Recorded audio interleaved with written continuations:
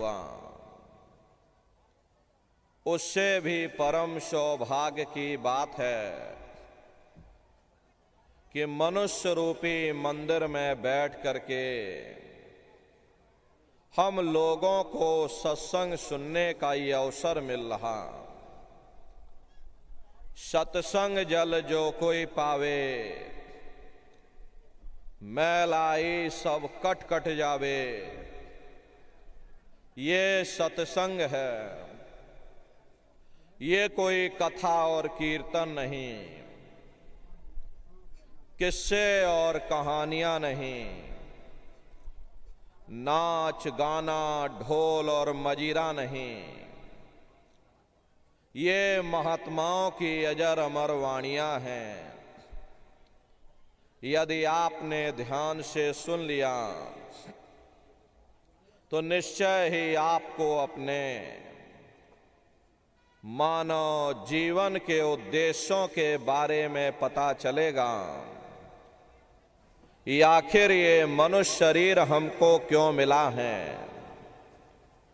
क्या इसका उद्देश्य है, मरने के बाद हम लोग कहाँ जाएंगे, हमारे नात रिश्तेदार कहाँ जाएंगे और कैसे हमारी जीवात्मा का कल्याण होगा। इन सभी प्रश्नों की जानकारी आपको सत्संग के माध्यम से प्राप्त होगी। इसलिए प्रेमी भाई बहनों, जो भी थोड़े बहुत वचन आपको सुनाए जाएं, उन वचनों को बड़े ध्यान के साथ सुनिएगा। महात्माओं के सत्संग में कभी किसी जात और बिरादरी, किसी कौम या मजहब या किसी भी व्यक्ति और विशेष की कभी कोई निंदा चुगली आलोचना या किसी की यहाँ बुराई नहीं की जाती। सत्संग कैसे जानिए, जित एक नाम वखान। सत्संग वह जगह है जहां केवल शब्द या नाम का प्रचार किया जाता, मालिक से मिलने का प्रेम और प्यार पैदा किया जाता। हम आप परम सौभाग्यशाली हैं, ये अवसर हम लोगों को मिला हुआ। जो भी वचन वाणियां सुनाई जाएं, उन वचनों को बड़े ध्यान के साथ सुनिएगा, क्योंकि अधिकतर यह देखा जाता है कि जब कभी सत्संग होता है तो हम लोगों को नींद आ जाती है या हम लोग सो जाते हैं या एक दूसरे से बातचीत करने में लग जाते हैं। तो उसमें होता क्या है, सत्संग के वचन छूट जाते हैं, कड़ी से कड़ी टूट जाती है, फिर हम अर्थ का अनर्थ कर देते हैं। इसलिए प्रेमी भाई बहनों, जो भी वचन आपको सुनाए जाएं, उन वचनों को बड़े ध्यान के साथ सुनिएगा और समझने की कोशिश करिएगा। हम भी ये प्रयास करेंगे कि आपको सरल से सरल भाषा में समझाया जा सके। प्रेमी भाई बहनों, यह जो मनुष्य शरीर है, हम लोगों को बड़े सौभाग्य से प्राप्त हुआ। ये जीवन बहुत अनमोल है। उस परम पिता परमात्मा ने हमको यह जीवन केवल इसीलिए दिया है ताकि हम जीते जी उस प्रभु की भक्ति करके अपनी जीवात्मा का कल्याण करा सकें। ये 5 तत्वों का पुतला, ये पंच भौतिक शरीर हम लोगों को एक निश्चित समय के लिए मिला हुआ। एक निश्चित समय को हम आप नहीं जानते हैं, किंतु जिसका ये मकान है, जिसका ये शरीर है, वो अवश्य ही जानता है। और समय पूरा हो जाने पर मकान मालिक जबरदस्ती इस मकान को खाली करवा देगा। उस समय न ये जमीन जायदाद काम आएगी, ना ये धन और संपत्ति काम आएगी। जीवात्मा को निकाल करके इस शरीर से बाहर कर दिया जाएगा।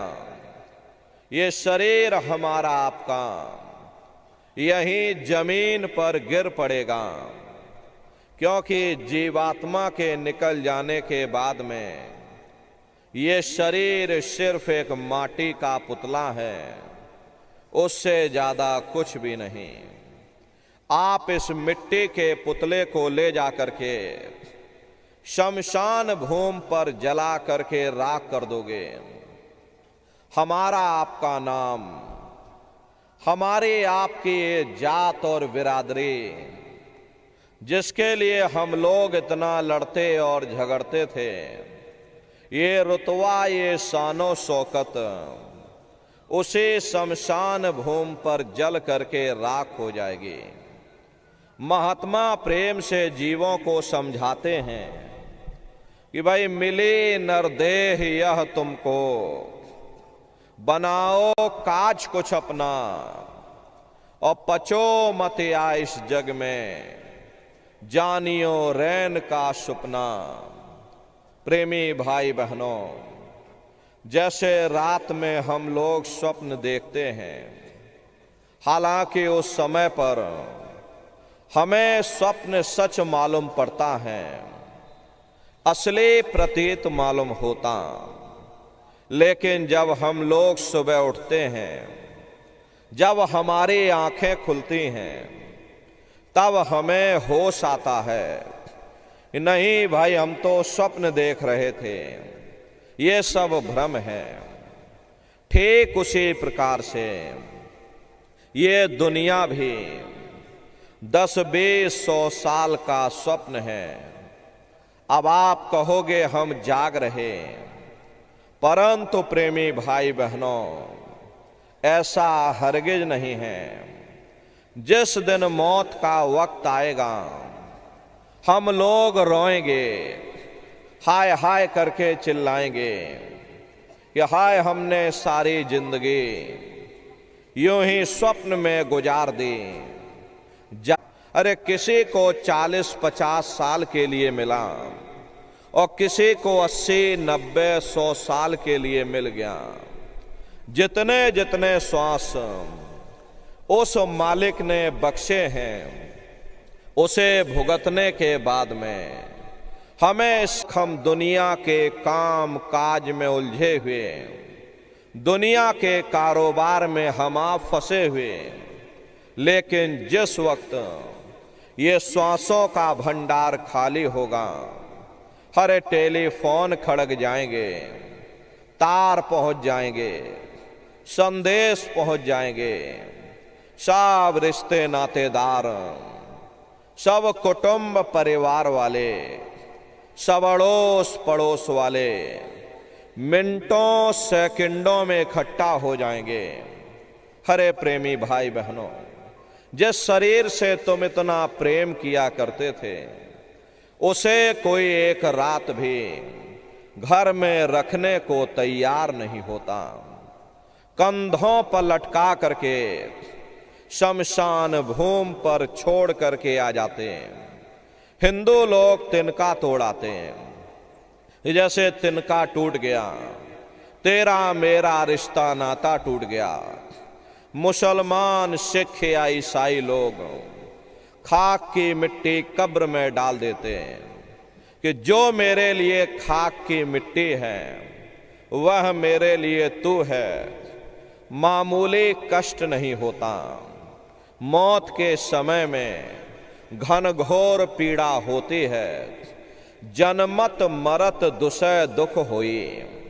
सहजोबाई ने बयान किया है कि सहजो मौत आइया, और अंग अंग दिया तोड़, और हिया जरे छाती फटे, उठे पीर घन घोर।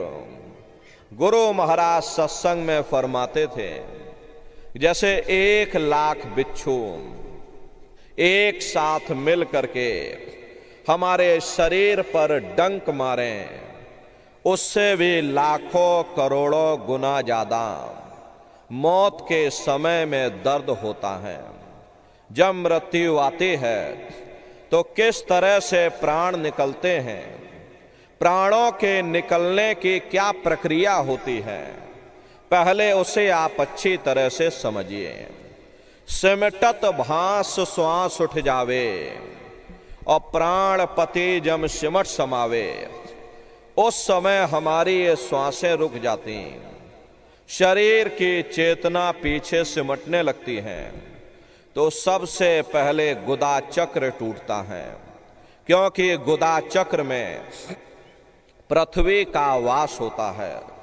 गुदा चक्र टूट करके ऊपर इंद्रिय चक्र में समा जाता, इंद्रिय चक्र में जल का वास होता, यानी जल ने पृथ्वी को घोल दिया। फिर जब इंद्रिय चक्र टूटेगा तो ऊपर नाभि चक्र में समा जाएगा। नाभि चक्र में अग्नि का वास होता, यानी अग्नि ने फिर जल को सुखा दिया। ये नीचे से सिमटाव होता है, नीचे से ऊपर की ओर सिमटाव होता। फिर जब ये नाभि चक्र टूटेगा तो हृदय चक्र में समा जाएगा। हृदय चक्र में वायु का वास होता, यानी वायु ने अग्नि को अपने में समाहित कर लिया, और इस तरह से वायु आकाश में उड़ गई। ये आंखों की पुतलियां ऊपर पलट जाती हैं, मुंह खुला का खुला रह जाता। महात्मा प्रेम से जीवों को समझाते हैं कि भाई जब यह कर्म कला उपजावे और बुद्धि सुरत की आन दबावे, जब यह जीवात्मा पांचों तत्वों को लांग करके जल पृथ्वी अग्नि वायु आकाश पांचों तत्वों को लांग करके ऊपर आती है, तो काल दाढ़ में आन दवानी, और जब ढर के नैनन से पानी, जब काल अपनी दाढ़ में दबाता है उस समय नेत्रों से पानी निकलता है, इंद्रियां टूट टूट करके चकनाचूर हो जाती, सब रिश्ते नातेदार खड़े रह जाएंगे, डॉक्टर वैद्य हकीम सब आपको देखते रह जाएंगे, लेकिन उस समय आपको कोई बचा नहीं पाएगा। हर यमदूत आते हैं, प्राणों की डोरी को तोड़ देते हैं और जीवात्मा को खींच करके इस शरीर से बाहर कर दिया जाता। जैसे ही जीवात्मा शरीर से अलग हुई, ये शरीर हमारा मिट्टी हो जाता। फिर इस मिट्टी को एक रात अपने घर में कोई रखने को तैयार नहीं होता। अरे आपके कितने भी सगे संबंधी क्यों ना हो, खास नात रिश्तेदार क्यों ना हो, लेकिन एक रात कोई घर में मट्टी रखने के लिए तैयार नहीं होते। कहते भाई जल्दी करो जल्दी करो, अब इनकी शक्ल देखने में हमको डर लग रहा, जल्दी से बाजार से कफन खरीद के लाओ, जल्दी से लकड़ियां खरीद के लाओ, अरे जल्दी से चिता तैयार करो, इनको घर में से जल्दी से उठा ले जाओ, वहीं शमशान भूमि पर जला देना। ये जो घर में इनके कपड़े लत्ते पड़े हुए, हर इनके कपड़े लत्ते भी उठा ले जाओ, वहीं शमशान भूमि पर जला देना। जिस बिस्तर पर ये लेटे रहे, ये बिस्तर भी अशुद्ध हो गया। अब इनकी छुई हुई चीज हमको घर में एक नहीं चाहिए, इसलिए इनका बिस्तर भी उठा ले जाओ, वहीं शमशान भूमि पर जला देना। लेकिन उसने कोई सोने की अंगूठी पहनी होगी, गले में कोई सोने की चैन पहनी होगी, उसे धीरे से उतार करके जेब में रख लोगे, बस वही एक अशुद्ध नहीं होगा, और बाकी सब अशुद्ध हो जाएगा। हरे महात्मा कहते हैं कि भाई कुटुंब परिवार मतलब का और बिना धन पास नहीं जाए। ये रिश्ते नातेदार, ये कुटुंब परिवार वाले, ये सब स्वार्थ के संगी साथी हैं। हरे प्रेमी भाई बहनों, आज तुम्हारी जेब में पैसा है तो सब जैसे तैसे तुमसे रिश्तेदारियां कायम कर लेंगे, लेकिन आज अगर जेब खाली हो जाए, कोई किसी को यहां याद करने वाला नहीं। ये कहानी तो शमशान हो जाएगा।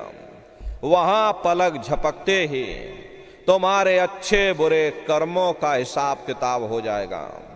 धर्मराज तुमको सजा सुना देंगे, ले जाओ इनको फलाने नरक में डाल दो, क्योंकि मैंने इनको मौका दिया था जब ये मां के घर में उल्टे लटके हुए थे, सिर इनका नीचे था और पैर इनके ऊपर थे। उस समय इन्होंने मुझसे प्रार्थना की थी कि हे मालिक, मुझे एक बार मौका दे दो, मुझे एक बार ये मनुष्य शरीर दे दो, हम भजन करेंगे, भक्ति करेंगे, हम अपनी जीवात्मा का कल्याण करेंगे। तो मैंने इनकी प्रार्थना को स्वीकार कर लिया और इनको मैंने सुंदर सा मनुष्य शरीर दे दिया और कह करके मैंने भेजा था कि भाई ये मनुष्य शरीर ये किराए का मकान है, ये तुम्हारा अपना नहीं है। अगर ये तुम्हारा अपना होता तो हमेशा तुम्हारे पास रहता। ये तुम्हारा अपना नहीं, ये मैंने तुमको कुछ समय के लिए किराए का मकान रहने के लिए दिया है। हाँ, तुम अपनी जीवात्मा को मेरे किराए के मकान में रख करके और मालिक की भक्ति करके अपनी जीवात्मा का कल्याण करा लेना। मैंने कुछ समय के लिए तुम सबको ये किराए का मकान दिया है। जब समय पूरा होगा तो मैं अपने सिपाहियों को भेजूंगा और उस समय पर तुम मेरे मकान को खाली कर देना।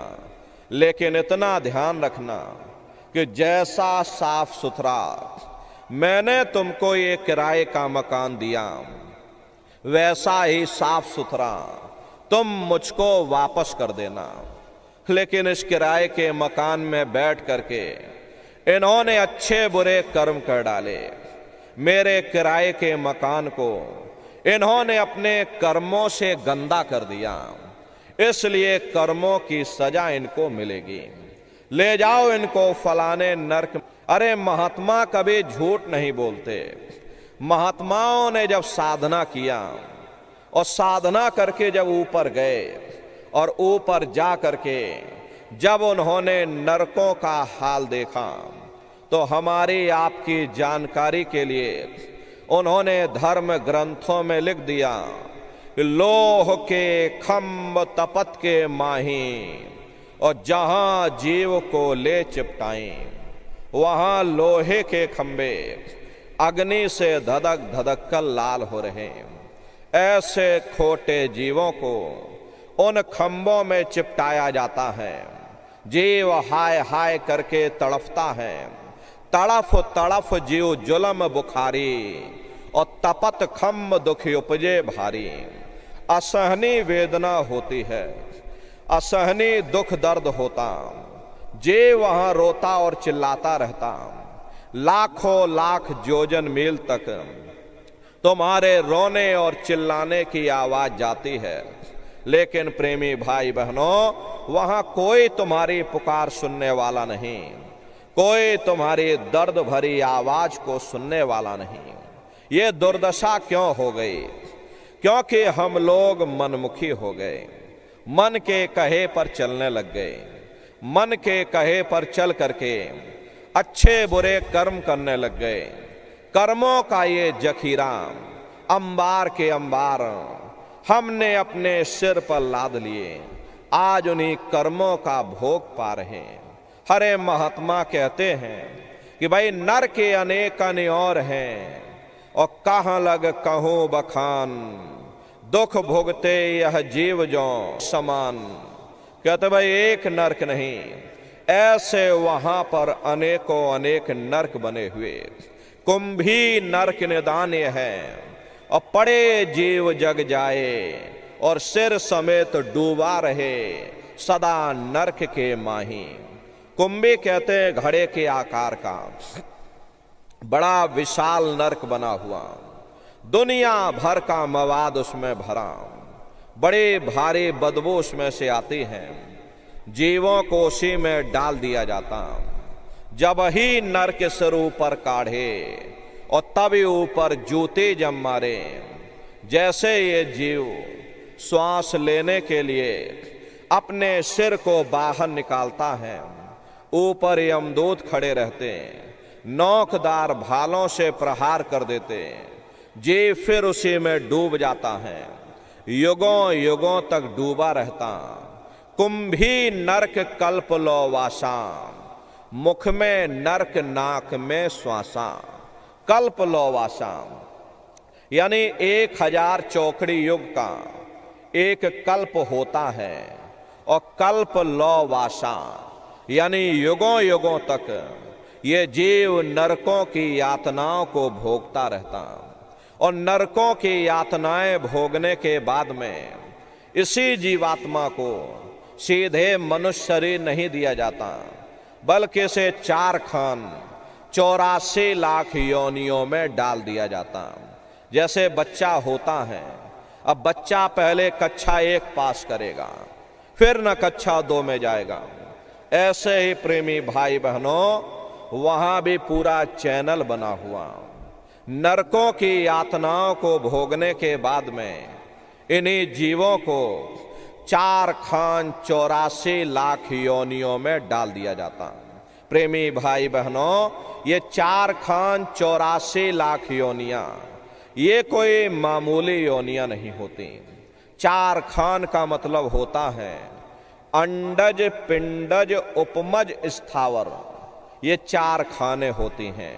पहली श्रेणी इन पेड़ पौधों की आती है जिनके अंदर पानी का तत्व मौजूद होता है। कभी ये भी मनुष्य हुआ करते थे, लेकिन आज अपने कर्मों का भोग पा रहे, एक जगह पर बेचारे पेड़ बन के खड़े हुए। दूसरी श्रेणी कीड़े मकोड़ों की आती है जिनके अंदर पृथ्वी और अग्नि का तत्व मौजूद होता। तीसरी श्रेणी पंछियों की आती है, चौथी चौपाए जानवरों की आती है, और 5वीं स्वयं इंसान की आती है, जिसके अंदर 5 तत्व जल, पृथ्वी, अग्नि, वायु, आकाश 5 तत्व मौजूद होते हैं। प्रेमी भाई बहनों, ये 4 खाने हैं। इनकी अलग अलग कुल 84 लाख योनियां होती हैं। अब आप पेड़ पौधों को ही देखिए तो ये आम का पेड़ अलग है, नीम का पेड़ अलग है, पीपल का पेड़ अलग है। ऐसे ही अलग अलग प्रजातियों के कीड़े मकोड़े, अलग अलग प्रजातियों के पशु और पंछी, कुल मिलाकर के 84 लाख योनियां हैं। हम दुनिया के जीव नरकों की यातनाओं को भोगने के बाद में इन्हीं 84 लाख योनियों में डाल दिया जाता। मामूली कष्ट नहीं होता। अरे हमको आपको गर्मी लग गई तो हम लोग देखो छाया में आ गए, सर्दी लग गई तो कंबल रजाई ओढ़ लिया, भूख लग गई तो रोटी खा ली, और बीमार हो गए तो अस्पतालों में चले गए, अपना अपना इलाज करवा लिया। लेकिन देखो उन जानवरों को, क्या गर्मी, क्या सर्दी, क्या बरसात, एक एक रोटी के टुकड़े के लिए बेचारे दर बदर रोड पर भटक रहे। किसी का हाथ कट गया, किसी का पैर कट गया, किसी को जीते जी काट डाला, मुर्गे की गर्दन ही मरोड़ डाली। हर उनको भी दर्द होता है, उनको भी तकलीफ होती है, लेकिन वे बेचारे बेजुबान हैं, कुछ बोल नहीं पाते, कुछ बता नहीं पाते। हम लोगों के अंदर ये जुबान है, हम लोग बोल बता देते हैं, वे सिर्फ रोते और चिल्लाते रहते हैं। कौन उनकी पुकार सुनने वाला, कौन उनकी दर्द भरी आवाज को सुनने वाला, कौन सी अदालत में जा करके वे बेचारे दरवाजा खटखटाएं और कौन मजिस्ट्रेट उनकी फरियाद को सुनेगा? प्रेमी भाई बहनों, कोई सुनने वाला नहीं। मादा बिच्छू होती है, मादा बिच्छू की मौत कैसे होती? मादा बिच्छू जब अपने बच्चे को जन्म देती है तो उसी के बच्चे अपनी भूख को मिटाने के लिए अपनी माँ की पीठ पर चढ़ जाते हैं और उसी के मांस को नोच नोच करके खाते हैं। वो तड़पती रहती है, कराहती रहती है, लेकिन जब तक हड्डी हड्डी न बच जाए उसके बच्चे अपनी माँ की पीठ से नीचे नहीं उतरते। ऐसे न जाने कितने जीव जंतु इस संसार में भरे पड़े हुए दुख और कष्टों को सह रहे। अरे कई जन्म भय कीट पतंगा, कई जन्म भय मीन कुरंगा, कई जन्म पंखे सरफोयो और कई जन्म हैवर वृक्ष जोयो। मिल जगदीश मिलन की वरिया और चिरंकार यह देश सजरिया। करोड़ों करोड़ युगों से हम आप नरकों की यातनाओं को भोगने के बाद में फिर कभी कीड़े पतंगों की योनि में, कभी पेड़ पौधों की योनि में, तो कभी पशु और पंछियों की योनि में भटका खाते हैं। प्रेमी भाई बहनों, 84 लाख योनियों की सबसे जो आखिरी योनि होती है वो गाय और बैल की योनि होती है। गाय स्त्री का रूप लेती है और बैल पुरुष का रूप लेते हैं। ये 84 लाख योनियों की सबसे आखिरी योनि यानी कि अंतिम पायदान होता है। उसके बाद तब जाकर के हम लोगों को दोबारा फिर से ये मनुष्य शरीर प्राप्त होता। इसीलिए कहा गया है कि बड़े भाग्य मानुष तन पाया और कोट जन्म जब भटका खाया। कोटान कोट जन्म जन्मांतरों तक अलग अलग योनियों में भटकने के बाद में तब बड़े सौभाग्य से तुम लोगों को ये मनुष्य शरीर प्राप्त हुआ। लेकिन बड़े अफसोस की बात है, जैसे किसी को हीरा मिल गया, उसे हीरे की परख नहीं थी, उसने हीरे को गधे के गले में बांध दिया।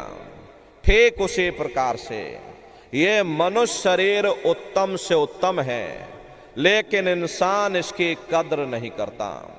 खाने पीने ऐशो इशरत में अपने कीमती समय को और श्वासों की पूंजी को बर्बाद कर देता। महात्मा प्रेम से जीवों को समझाते हैं कि भाई बड़े सौभाग्य से तुम लोगों को ये मनुष्य शरीर मिला है। बड़े से बड़े देवी और देवता भी इस मनुष्य शरीर को पाने के लिए तरसते हैं, क्योंकि उन नरकों से और इन 84 से निकलने का केवल एक ही दरवाजा है, वह केवल मनुष्य का शरीर है।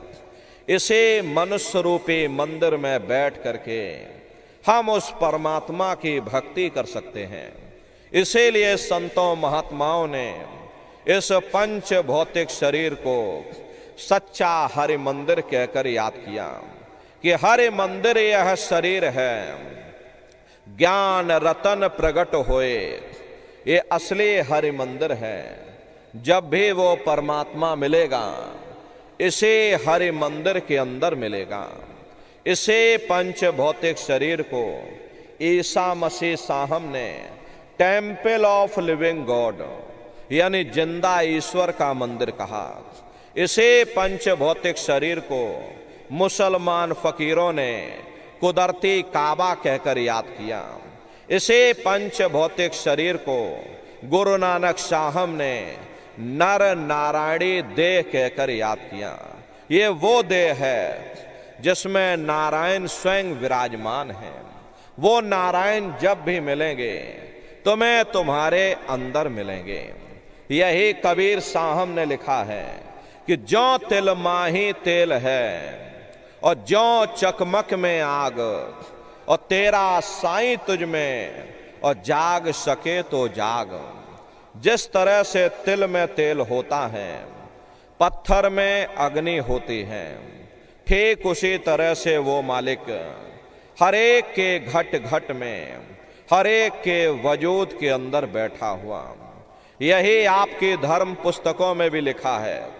यही भीखा साहब ने भी कहा कि भाई भीखा भूखा को नहीं, और सबकी गठरी लाल, और गिरह खोल नहीं जान सी, ताते भय कंगाल।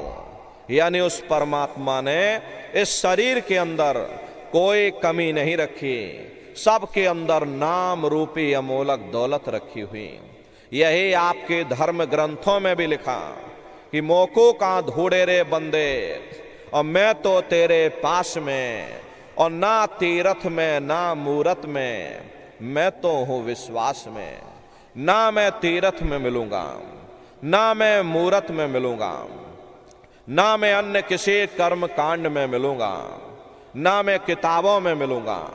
चाहे सारी उम्र बैठ करके तुम किताबें पढ़ते रहो, हरे मैं जब भी मिलूंगा तो मैं तुम्हारे अंदर मिलूंगा। प्रेमी भाई बहनों, बड़े सीधी सी बात है कि अगर खाना बनाने की किताब सारी उम्र बैठ करके पढ़ते ही रहोगे कि भाई खाना ऐसे बनता है और खाना वैसे बनता है, और खाने में नमक डाला जाता है और खाने में तेल डाला जाता है, तो कभी तुम्हारा पेट नहीं भर सकता। जब तक आप खाना बनाओगे नहीं, उसे स्वयं खाओगे नहीं, कभी तुम्हारा पेट नहीं भर सकता।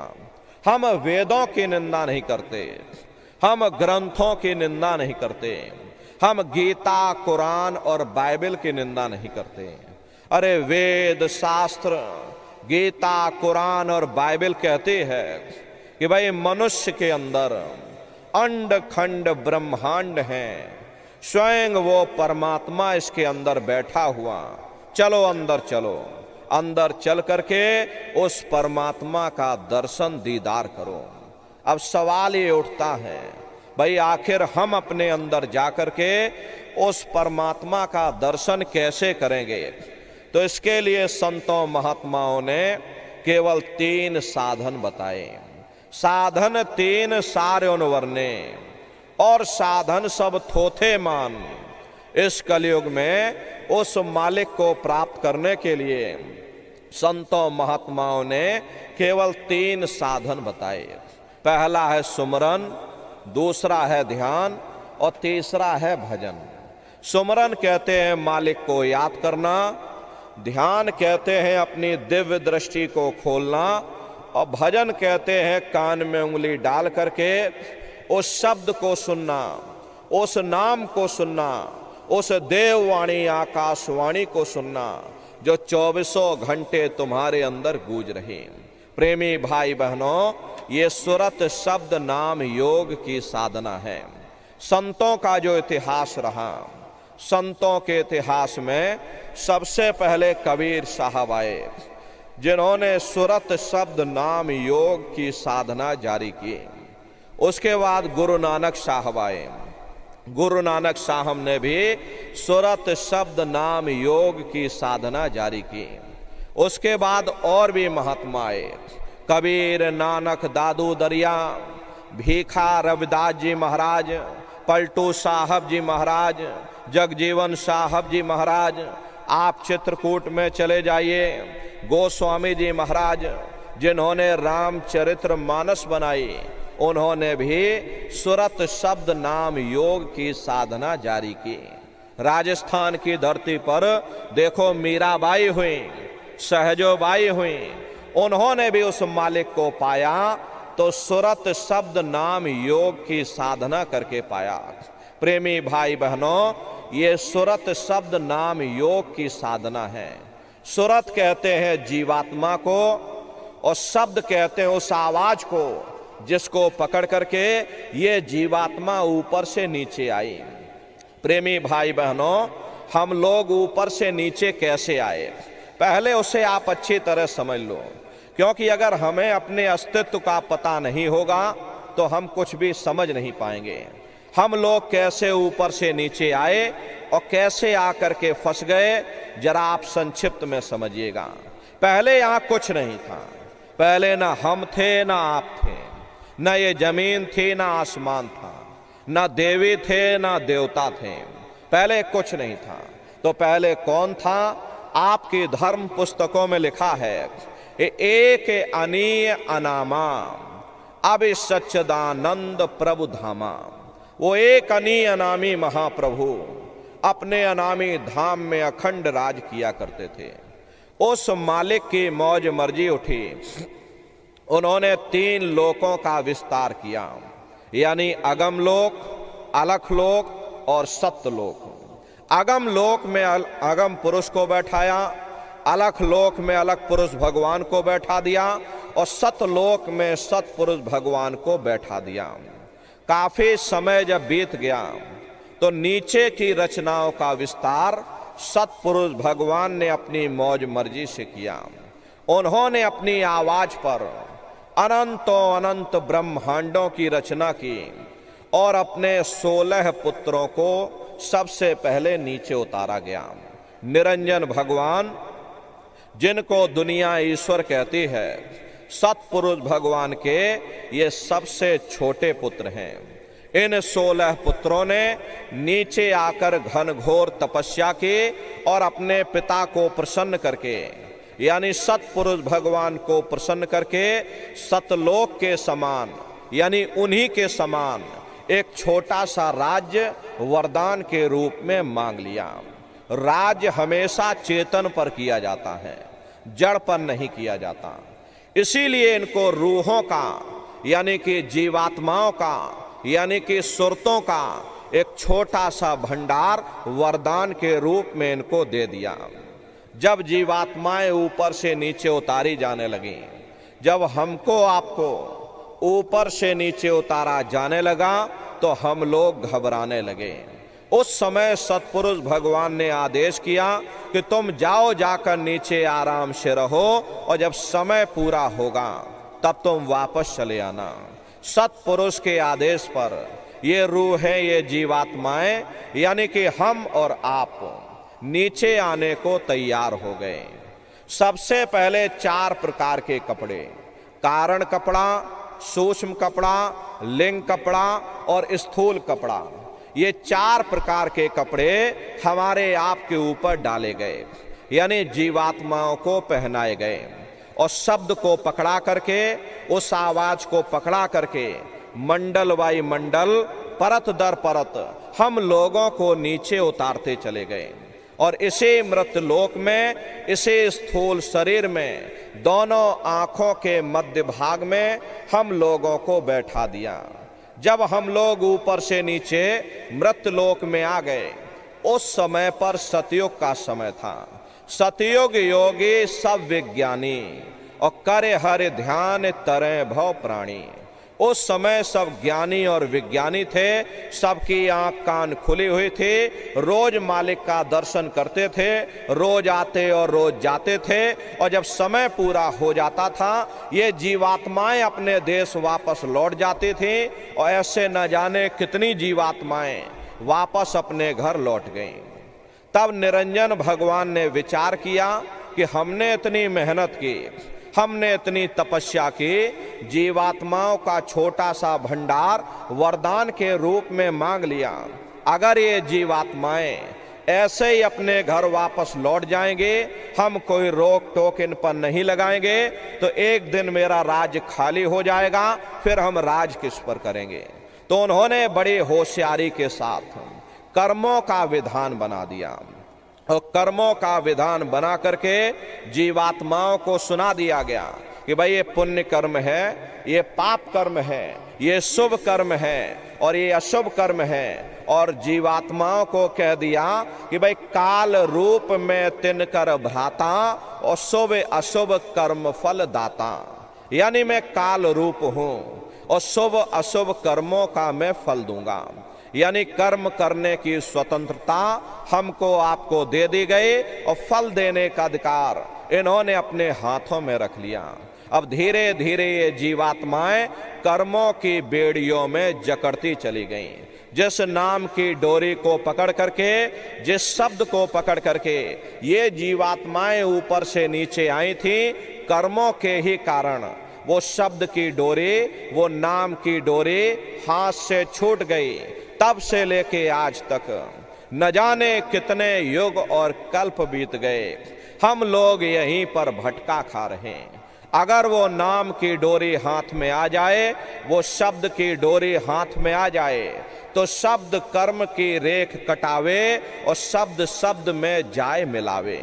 शब्द वो साबुन है जो तुम्हारे कर्मों को साफ कर देगा और तुम्हें शब्द दर शब्द, मंजिल दर मंजिल अपने घर वापस पहुंचा देगा। तो प्रेमी भाई बहनों, ये सुरत शब्द नाम योग की साधना है। इस साधना की 3 क्रियाएं हैं, सुमरन, ध्यान और भजन। तो कैसे आप लोग सुमरन करोगे, कैसे आप लोग ध्यान करोगे और कैसे आप लोग भजन करोगे, जरा अच्छी तरह से बैठ करके समझिएगा और फिर घर पर जा करके करिएगा। तो सबसे पहले सुमरन कैसे किया जाएगा? सुमरन करने के लिए एक माला आप लोग ले लेना। ये देखिए प्रेमी भाई बहनों, 108 दाने की ये माला है। अपने अपने घरों में बैठ करके बाहर से अपनी आंख को बंद कर देना, दोनों आंखों के मध्य भाग में अपने ध्यान को रोक करके और दाने दाने पर जय गुरुदेव नाम का उच्चारण करिएगा। हर दाने पर जय गुरुदेव नाम, हर दाने पर जय गुरुदेव नाम, जय गुरुदेव जय गुरुदेव जय गुरुदेव, कुल 108 बार करिएगा। दोबारा इसी जगह फिर वापस आ जाओगे। जब आप जय गुरुदेव नाम का उच्चारण करोगे तो दोनों आंखों के मध्य भाग में अपने ध्यान को रोक करके और दाने दाने पर जय गुरुदेव नाम का उच्चारण करिएगा। जिसको आप याद कर रहे हो, एक समय ऐसा आएगा वो अंतर में तुम्हारे सामने प्रकट हो जाएगा। उसके स्वरूप को देख लेना, फिर उसी के स्वरूप को याद करके जय गुरुदेव नाम का सुमरन सभी नए प्रेमी भाई बहन करिएगा। दूसरी बार फिर यहीं से जय गुरुदेव नाम का सुमरन, तीसरी बार फिर यहीं से जय गुरुदेव नाम का सुमरन। इस तरह से कुल 8 बार ये जय गुरुदेव नाम का सुमरन सभी नए प्रेमी भाई बहन करिएगा। 8 बार करने के बाद ये माला आप रख देना। प्रेमी भाई बहनों, ये जय गुरुदेव नाम किसी साधारण इंसान का नाम नहीं है, ये स्वयं उस अनामी महाप्रभु का नाम है। समय समय पर संत महात्मा अपने अपने समय पर आकर के अपनी साधना के द्वारा उस मालिक के नाम को सिद्ध करते हैं, उस मालिक के नाम को जगाते हैं। जैसे कबीर साहब आए, उन्होंने साहिब नाम सिद्ध किया। गुरु नानक साहब आए, उन्होंने वाह गुरु नाम सिद्ध किया। गोस्वामी जी महाराज आए, उन्होंने राम नाम सिद्ध किया। मीराबाई आई, उन्होंने गिरधर नाम सिद्ध किया। सूरदास जी महाराज आए, उन्होंने श्याम नाम सिद्ध किया। इसी तरह से हमारे गुरु महाराज जय गुरुदेव नाम सिद्ध करके गए। जय गुरुदेव नाम का जहाज लगा कर गए। अगर ये जहाज पर सारी दुनिया बैठेगी, ये जहाज सारी दुनिया को पार करेगा। नए जीवों के लिए नामदान की प्रक्रिया को और सरल से सरल किया गया, वरना बहुत से पुराने पुराने प्रेमी बैठे हैं। अगर उनसे ये पूछा जाए कि भाई जरा नाम रूप स्थान गाजे बाजे बता दो, वो तक भूल जाते। अब इतने पुराने हो करके आज तक आप लोग याद नहीं कर पाए तो बड़ा भारी दोष लगता है। इसीलिए नए जीवों के लिए गुरु महाराज की दया कृपा से इस रास्ते को और सरल किया गया। बहुत से बगैर पढ़े लिखे लोग बैठे हैं, बूढ़े बुजुर्ग हैं, बच्चे बच्चियां हैं।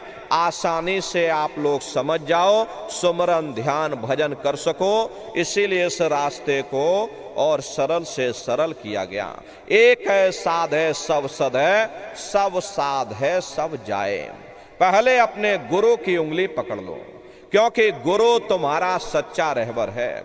गुरु बिन भाव निज तरे न कोई, गुरु के बगैर कोई भी जीवात्मा इस भव सागर से पार नहीं जा सकती। गुरु गोविंदो खड़े और काके लागू पाई, और बलिहारी गुरु आपने जिन गोविंद दियो बताई। महिमा उन्हीं की है जिन्होंने गोविंद को लखा दिया। इसीलिए कहा जाता है वह गुरुर ब्रह्मा गुरुर विष्णु और गुरुर देवो महेश्वरः गुरुर साक्षात पर ब्रह्मा तस्मै श्री गुरुवे नमः। तीन लोक नौ खंड में और गुरु से बड़ा न कोई और कर्ता करे न कर सके और गुरु करे सो होई। इसलिए प्रेमी भाई बहनों, साधना करने से पहले जय गुरुदेव नाम का सुमरन सभी नए प्रेमी भाई बहन करिएगा। सुमरन करने के बाद में फिर आप ध्यान पर बैठिएगा। दूसरा है ध्यान, और ध्यान कहते हैं दृष्टि को एकाग्र करना, अपनी दिव्य दृष्टि को खोलना। कैसे ध्यान करोगे जरा अच्छी तरह से समझ लीजिए। अपने अपने घरों में पलथी मार करके आप लोग बैठिएगा, शरीर को टाइट मत करना। बहुत से लोग क्या करते हैं कि ध्यान के समय अपने शरीर को बिल्कुल टाइट कर देते हैं। यदि आप अपने शरीर को ही टाइट कर दोगे तो ये शरीर आपका थक जाएगा और फिर शरीर ढीला पड़ जाएगा, फिर जैसे के तैसे हो जाओगे। इसलिए पहले से ही अपने शरीर को बिल्कुल ढीला छोड़ देना। जितना आराम से आप बैठोगे उतना आपके लिए अच्छा रहेगा।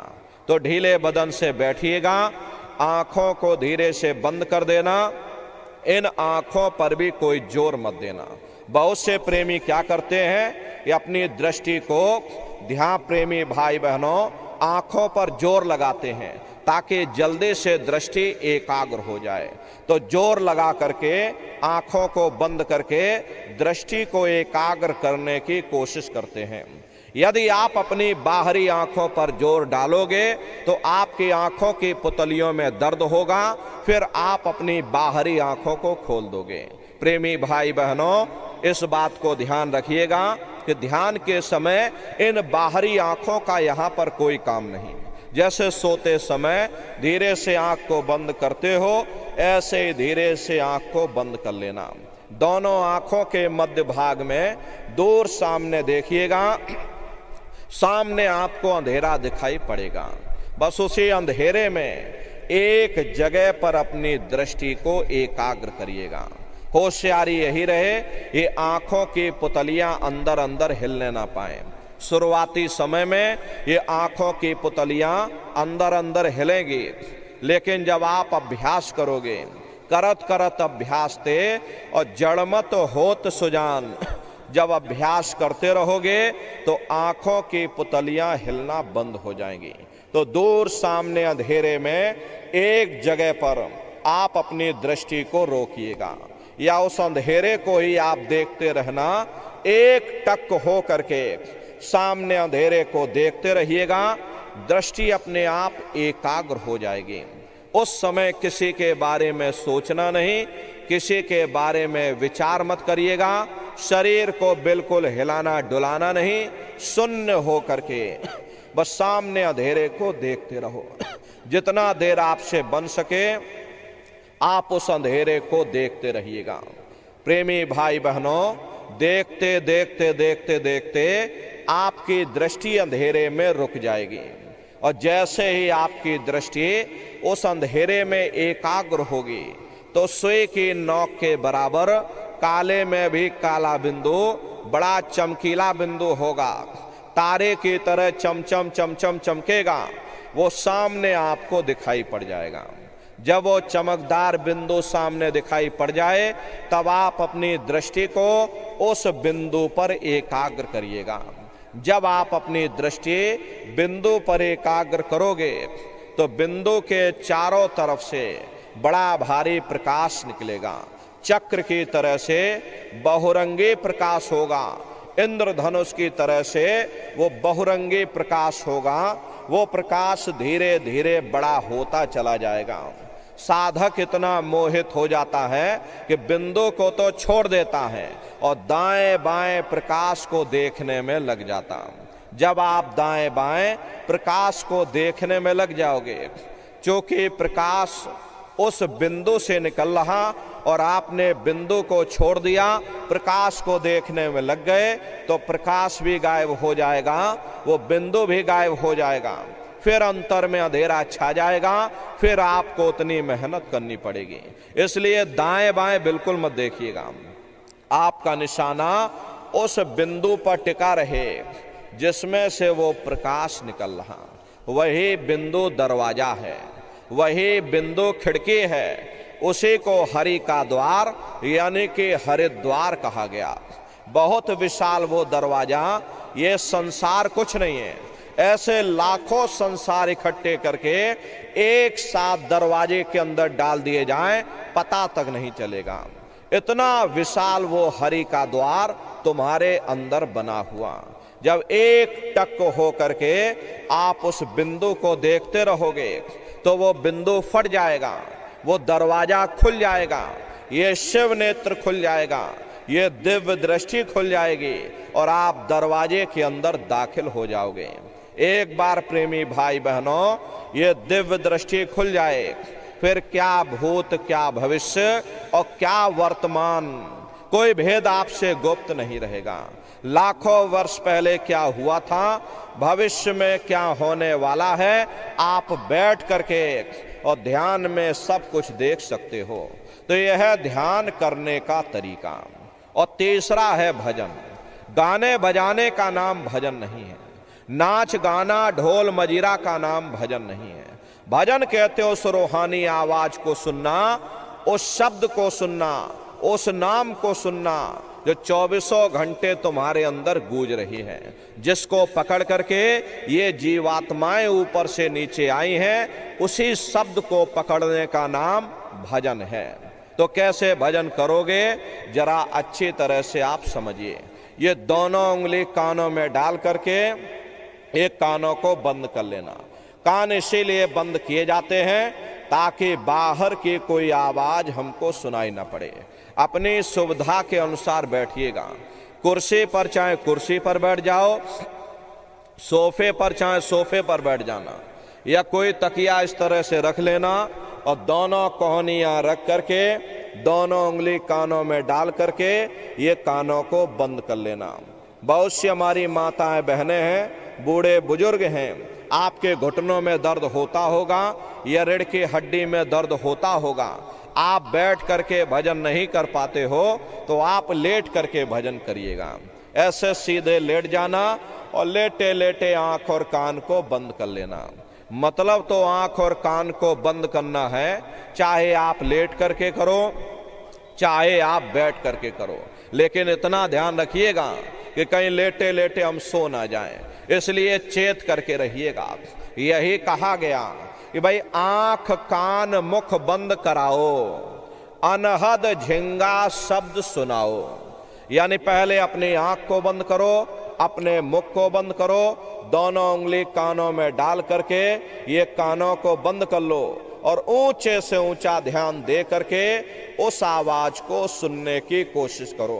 प्रेमी भाई बहनों, जब आप अपने कानों को बंद करके ऊंचा ध्यान दे करके गौर से सुनोगे तो आपको ऐसा अनुभव होगा कि कहीं सीटी जैसी आवाज हमारे कानों में बज रही, टीप, इस तरह से सीटी जैसी आवाज शुरू में आप सभी को सुनाई पड़ेगी।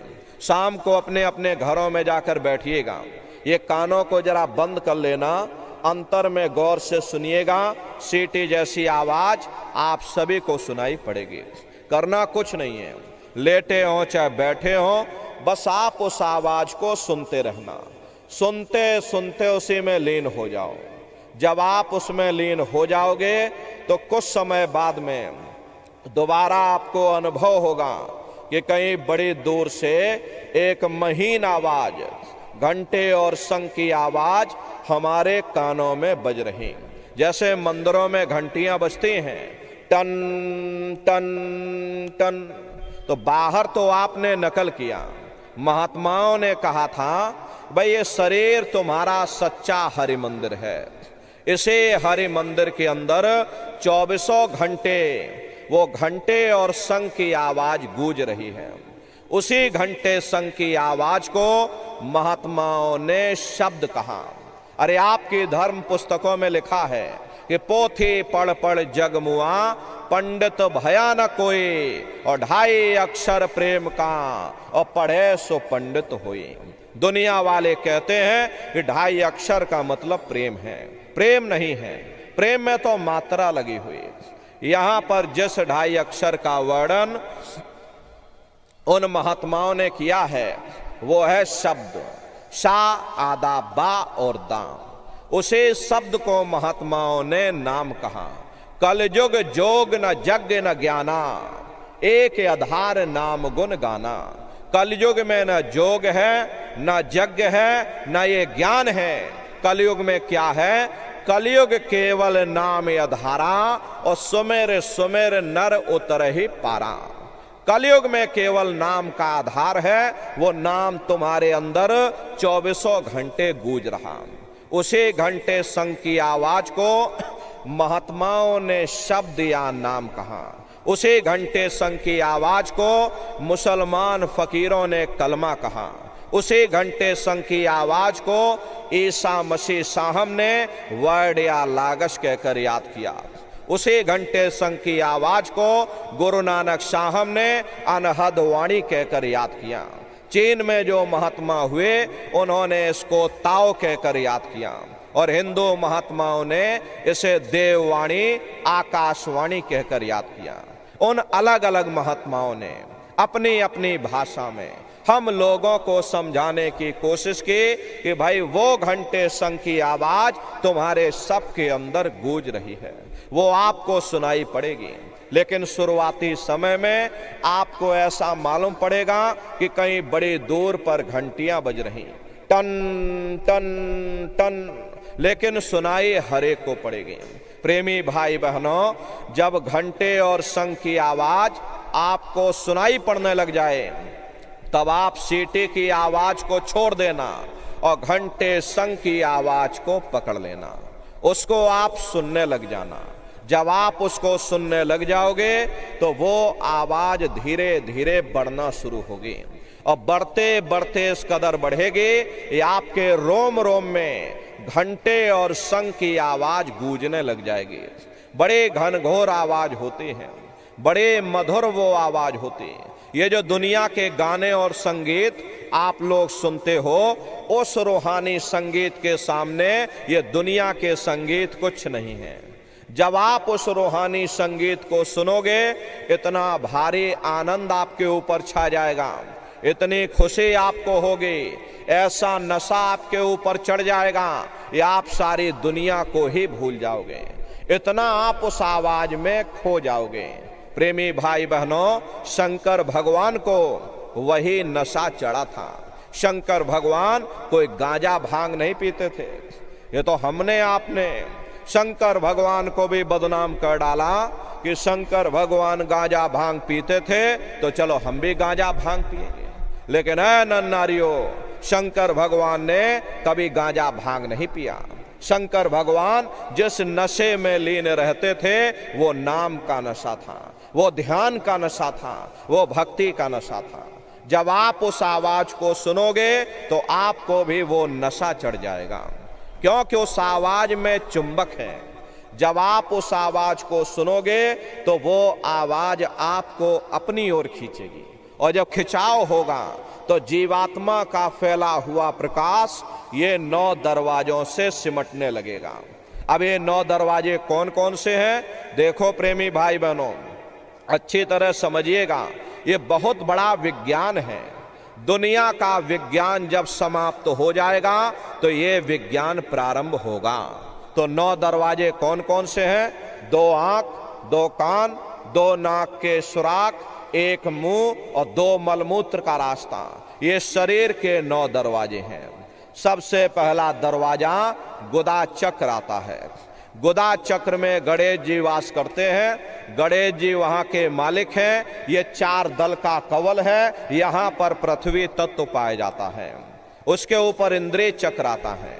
इंद्रिय चक्र में ब्रह्मा जी वास करते हैं। ब्रह्मा जी यहाँ के मालिक हैं। ये 6 दल का कवल है, यहाँ पर जल तत्व पाया जाता है।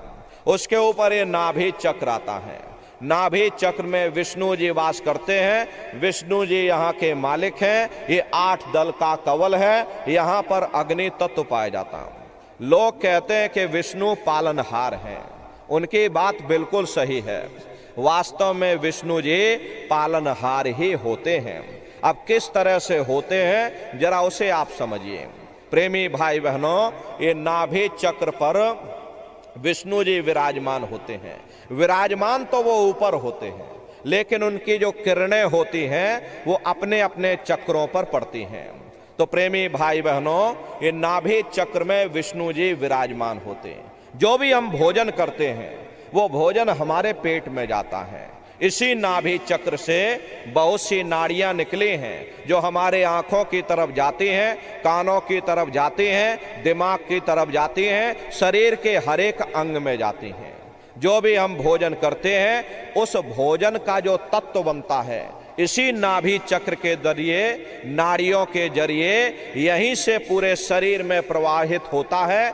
और इस प्रकार से हमारी आंखें, हमारा कान, हमारा ये पूरा शरीर चलता है।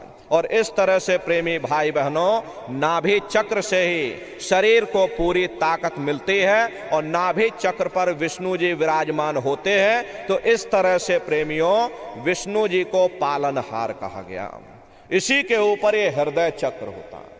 हृदय चक्र में शिव जी वास करते हैं। यहाँ पर प्रेमी भाई बहनों वायु तत्व पाया जाता है। वास तो वो ऊपरी मंडलों में करते हैं, लेकिन उनका प्रकाश, उनकी किरणें इन चक्रों पर पड़ती हैं। उसी के ऊपर एक कंठ चक्र आता है। यहाँ पर आद्या महाशक्ति की किरणें पड़ती हैं। ये 16 दल का कवल है।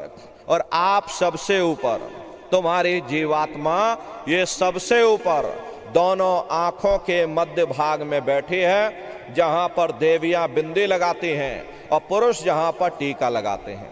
ये बिंदी और टीका यहाँ पर हम लोग इसीलिए लगाते हैं क्योंकि यहीं पर हमारी जीवात्मा बैठी है, उसका श्रृंगार किया जाता है। तो ये 10वां द्वार है जहां पर तुम्हारी जीवात्मा बैठी हुई। इसी 10वें दरवाजे पर बैठ करके ये जीवात्मा अपने प्रकाश को 9 दरवाजों में फैलाते हैं, जिससे आपका ये शरीर चलता, आपके हाथ और आपके पांव चलते हैं।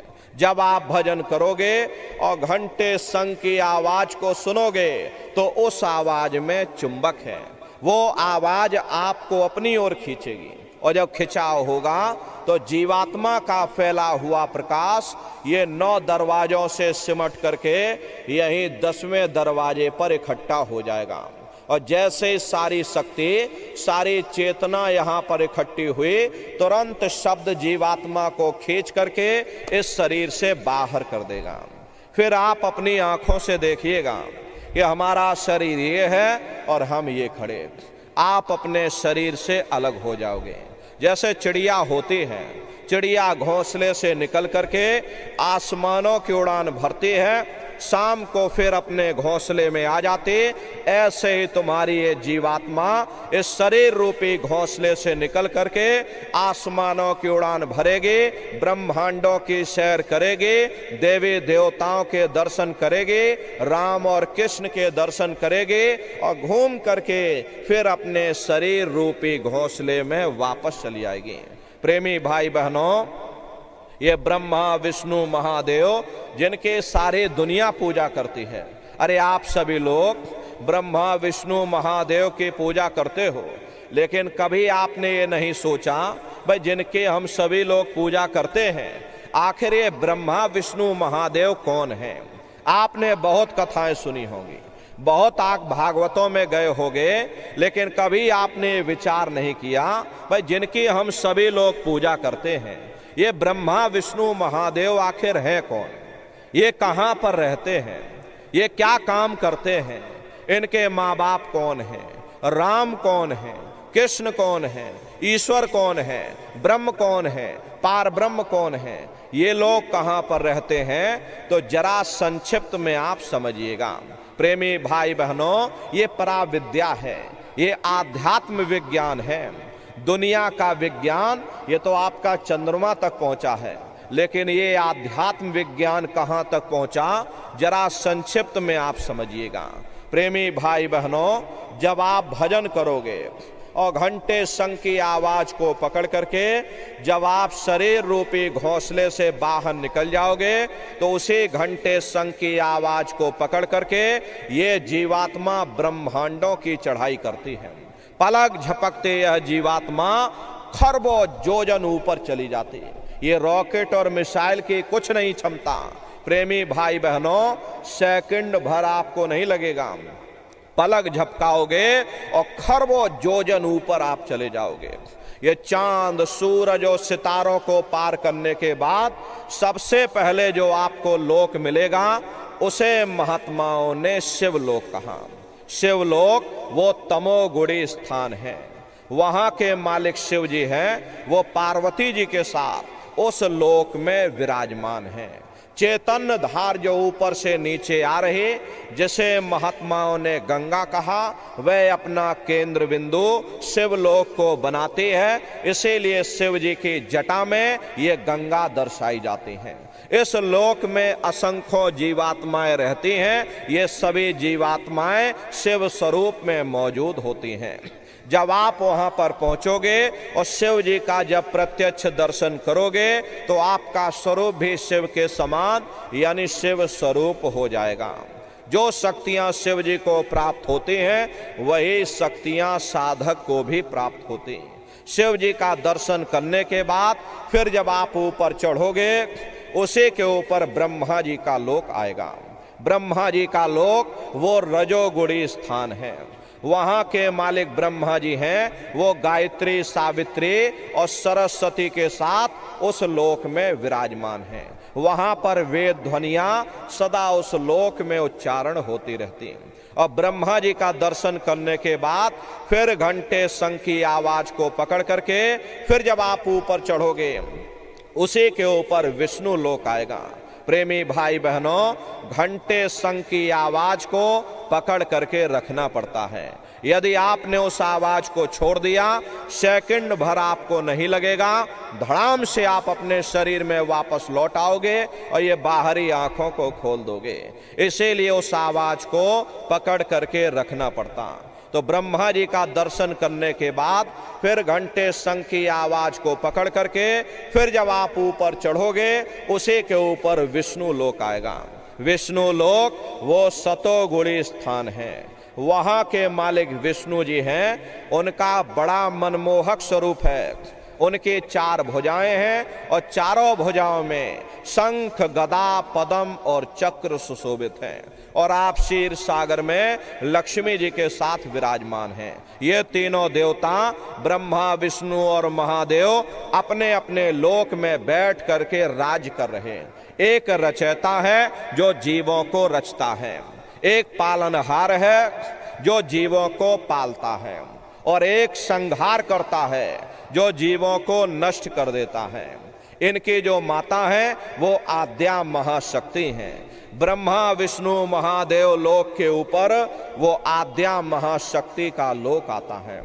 और उसी लोक को पार करने के बाद सबसे पहला देश पड़ता है, या यूं कह लीजिए कि पहली राजधानी पड़ती है। जैसे महात्माओं ने सहस दल कवल कहा, वो राजधानी है। ये ब्रह्मा, विष्णु, महादेव के जो लोक हैं, उस राजधानी के अंतर्गत आने वाले जिले हैं। आप इस तरह से समझिएगा, जैसे आपके उत्तर प्रदेश की राजधानी ये लखनऊ है, लखीमपुर खीरी आपका जिला है। इसी तरह प्रेमी भाई बहनों, वो सहस दल कवल राजधानी है। राजधानी का जो मालिक है वो निरंजन भगवान है। ये ब्रह्मा, विष्णु, महादेव ये निरंजन भगवान के ही पुत्र हैं। और ये आद्या महाशक्ति ये निरंजन भगवान की अर्धांगिनी है। और निरंजन भगवान स्वयं तीनों लोकों के मालिक हैं। उन्हीं को त्रिलोकी नाथ कहा गया। हिंदू उन्हीं को परमात्मा कहते, मुसलमान उन्हीं को खुदा कहते, ईसाई उन्हीं को गॉड कहते। ये जल एक है। जल को चाहे आप पानी कह लो, चाहे आप नीर कह लो, या चाहे आप वाटर कह लो। इसी तरह प्रेमी भाई बहनों, वो परमात्मा एक है। हम लोग लफ्जों के झगड़े में उलझे हुए। ये वही निरंजन भगवान हैं जिन्होंने तपस्या करके वरदान के रूप में जीवात्माओं का छोटा सा भंडार सतपुरुष भगवान से मांग लिया। प्रेमी भाई बहनों, ये निरंजन भगवान हैं। घंटे और शंख की आवाज जो हर इंसान के अंदर गूंज रही, वो आवाज उन्हीं के मुखार बिंद से हो रही है। निरंजन भगवान का जो स्वरूप है वो ज्योतिष स्वरूप है। हजार बातें की अखंड ज्योति वहां पर बराबर जल रही। हम आप मंदिरों में ज्योत जलाते हैं, ये तो हम आप उसकी नकल करते हैं। महात्माओं ने आपको चिन्ह बता दिया कि भाई उनका ऐसा स्वरूप है, तो हम लोग यहाँ पर नकल करने लगे। अरे इस ज्योत में तेल की जरूरत पड़ती है, बाती की जरूरत पड़ती है, लेकिन वो अखंड ज्योति वहां पर ऐसी जल रही जिसमें ना तेल की जरूरत है और ना बाती की जरूरत है। पलटू साहब ने जिक्र किया है कि उल्टा कुआ गगन में तिसमें जरे चिराग, और तिसमें जरे चिराग, बिना रोगन बिन बाती, और 6 ऋतु 12 मास जरत रहे दिन राती, और सतगुर मिले जो होए ताहि की नजर में आवे, और बिन सतगुर नहीं कोई वाह को दर्शावे।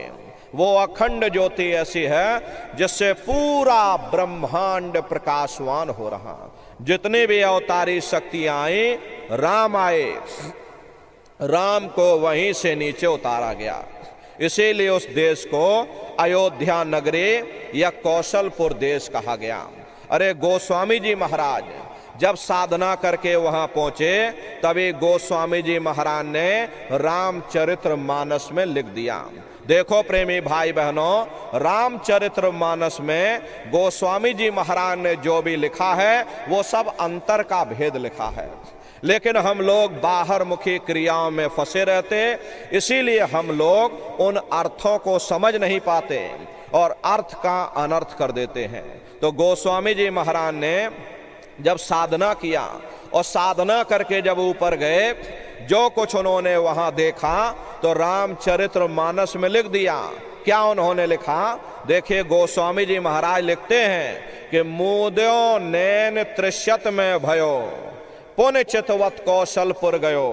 जब मैंने अपने बाहर की आंख बंद की, मेरी अंतर की आंख खुल गई और मैं क्या देख रहा हूं, मैं कौशलपुर देश में पहुंच गया। मोहे विलोक राम मुस्काई, मुझे देख करके राम भगवान प्रसन्न हो गए। उन्होंने ऊपर जाने का मुझे रास्ता दे दिया। मैं ऊपर जा करके क्या देख रहा हूं, उधर माज सुन अंडज राया, देखे बहु ब्रह्मांड निकाया, अति विचित्र ताहलो के अनेका, और रचना अधिक एक ते काम।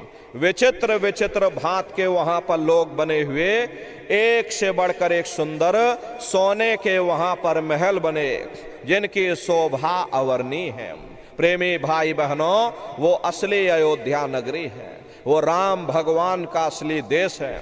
जब आप साधना करके वहां पहुंचोगे और वहां की रचनाओं को देखोगे, देखते ही रह जाओगे कि भाई ये क्या ईश्वर की लीला है, कैसे उसकी कारीगरी है, अनंत उसकी सत्ता है, अनंत ही उसका प्रकाश है। उसी आनंद को पाकर के बड़े बड़े राजे महाराजाओं ने अपने राज काज पर ठोकरें मार दी और जंगलों में जा करके नंगे हो करके नाचने लगे।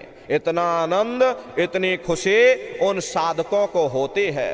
प्रेमी भाई बहनों, मीराबाई को जब ये दौलत मिल गई, मीराबाई ने राजपाट छोड़ दिया और मीराबाई कहने लगी मैं मिल जाए पाए पीऊ अपना, और तब मेरे पीर बुझानी, मीरा सुरत शब्द सहलानी।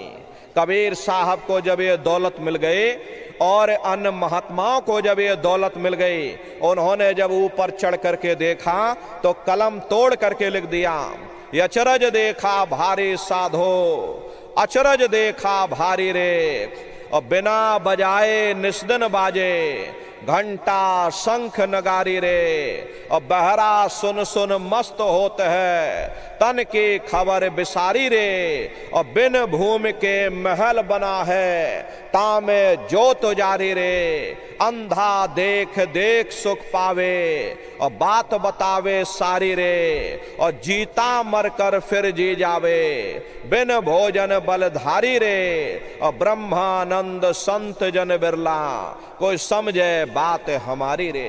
प्रेमी भाई बहनों, वो असली अयोध्या नगरी है। वो राम भगवान का देश है। राम जी का दर्शन करने के बाद फिर तुम्हारी ये जीवात्मा दूसरे मंडल के शब्द को पकड़ करके दूसरे मंडल की चढ़ाई करेगी। श्याम तज श्वेत को गहना, सुरत को तान धुन सुनना, और बंक के द्वार धस बैठो और त्रिकुटी जाए कर लेना। उसी के ऊपर दूसरा देश आता है जिसे महात्माओं ने त्रिकुटी देश कहा।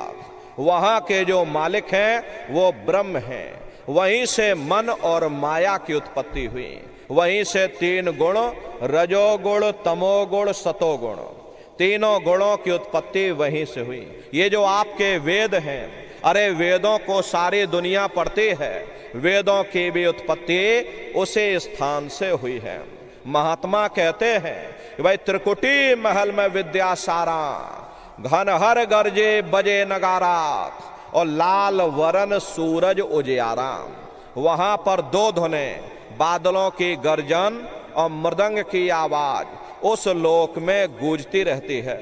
जैसे पहले स्थान पर राम भगवान के देश में घंटे और शंख की आवाज गूंजती है, ऐसे ही दूसरे मंडल पर यानी कि ब्रह्म के देश में बादलों की गर्जन और मृदंग वहां पर बजता रहता। ओम का जाप बराबर वहां होता रहता। प्रेमी भाई बहनों, ब्रह्म का जो स्वरूप है लाल वरन सूरज उजियारा। ये सूरज कुछ नहीं है। ऐसे लाखों लाख सूर्य इकट्ठे करोगे तो वहां का एक सूर्य बनेगा। ब्रह्म का जो स्वरूप है वो सुबह के लाल सूर्य के समान है। इसीलिए वहां का पूरा ब्रह्मांड लाल है। जहां तक आपकी निगाह जाएगी ब्रह्म देश में चारों तरफ आपको लाल ही लाल नजर आएगा। महात्मा जब साधना करके वहां पहुंचे तभी महात्माओं ने लिख दिया कि लाली मेरे लाल की, और जित देखूं तो लाल, लाली देखन में गई और मैं भी हो गई लाल। वो पूरा ब्रह्मांड ही लाल है। तो जितने साधक वहां पहुंच जाते उन सभी को योगेश्वर कहा जाता है। योगेश्वर की पदवी उन्हीं को मिलती है जो ब्रह्म स्थान तक पहुंच रखते हैं। जैसे व्यास जी हुए, वशिष्ठ जी हुए, वाल्मीकि जी हुए, इन सब की पहुंच वहीं तक थी। इसीलिए कहा गया कि वाल्मीकि भय ब्रह्म समाना। जब इनकी जीवात्मा वहां पहुंची और जब इन्होंने ब्रह्म का साक्षात्कार किया तो इनका स्वरूप भी ब्रह्म के समान यानी कि ब्रह्म स्वरूप हो गया। तो जितने साधक वहां पहुंच जाते उन सभी को योगेश्वर कहा जाता है। योगेश्वर भगवान श्री कृष्ण उसी देश में वास करते हैं। ये जो ब्रह्म देश है वो श्री कृष्ण भगवान का ही देश है और श्री कृष्ण भगवान वहीं पर रहते हैं। ये बाहर की जन्माष्टमी नहीं है जो आप लोग मनाते हो, अरे ये तो आप नकल करते हो। महात्माओं ने कहा था भाई सही मायने में तुम जन्माष्टमी कब मनाओगे? जब तुम्हारी ये जीवात्मा 5 तत्व जल, पृथ्वी, अग्नि, वायु, आकाश और 3 गुण रजोगुण, तमोगुण, सतोगुण, 5 तत्व और 3 गुणों से परे हो करके ब्रह्म देश में पहुंच करके जब कृष्ण भगवान का दर्शन कर लोगे तब सही मायने में जन्म अष्टमी मनाई जाएगी। वहां कृष्ण भगवान का दर्शन करने के बाद फिर तुम्हारी ये जीवात्मा तीसरे मंडल के शब्द को पकड़ करके और तीसरे मंडल की चढ़ाई करेगी। आगे पहुंची सुन झंकार, ररंकार धुन सुनी पुकार, आगे श्वेत सुन्न है भाई और मान सरोवर पैठ नहाई। उसी के ऊपर तीसरा देश आता है जिसे महात्माओं ने सुन्न देश कहा। उसी को रारंग देश कहा जाता, उसी को अक्षर और नेति कहा जाता। वहां के जो मालिक हैं वो रारंग पुरुष यानी कि पर ब्रह्म पुरुष हैं। वहां किंगरी और सारंगी 2 धुनें उस लोक में गूंजती रहती हैं और पार ब्रह्म पुरुष का जो स्वरूप है वो पूर्णमासी के चंद्रमा के समान बड़ा ही मनमोहक स्वरूप है। इसी स्थान पर प्रेमी भाई बहनों एक बहुत बड़ा अमृत का सरोवर बना है, जिसे महात्माओं ने मान सरोवर कहा। जब तुम्हारी ये जीवात्मा उस मान सरोवर में स्नान कर लेगी तो जन्म जन्मांतरों के मैले पाप कर्म साफ हो जाएंगे। अरे यहाँ के पानी से तुम्हारे कर्मों की सफाई नहीं होने वाली, ये बाहर का पानी तुम्हारे शरीर के मैल को धो सकता, लेकिन जो पापों का मैल है, जो अंतःकरण में ये जो कर्मों की गंदगी आपने जमा कर रखी है, वो जब साफ होगी, जब आप तीसरे मंडल पर पहुंच करके उस गंगा में डुबकी लगाओगे, उसमें स्नान करने के बाद ये जीवात्मा हंस रूप हो जाते। हंसन मिले हंसा हो जाए, मिले जो अमीय आहारा है। जीवात्मा का खुद का प्रकाश उस अमृत के सरोवर में स्नान करने के बाद 16 सूर्य के बराबर हो जाता।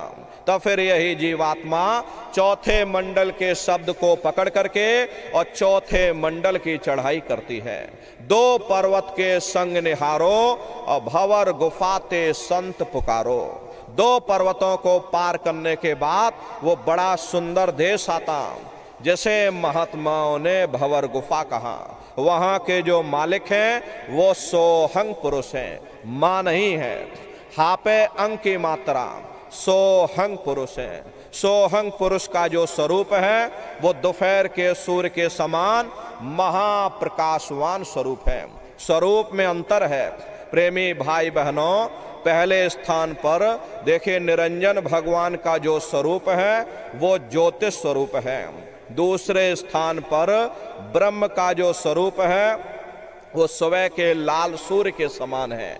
तीसरे स्थान पर पार ब्रह्म का जो स्वरूप है वो पूर्णमासी के चंद्रमा के समान है। चौथे स्थान पर सोहंग पुरुष का जो स्वरूप है वो दोपहर के सूर्य के समान महाप्रकाशवान स्वरूप है। वहाँ बंशी यानी मुरली की मधुर ध्वनियां सदा उस लोक में उच्चारण होती रहती।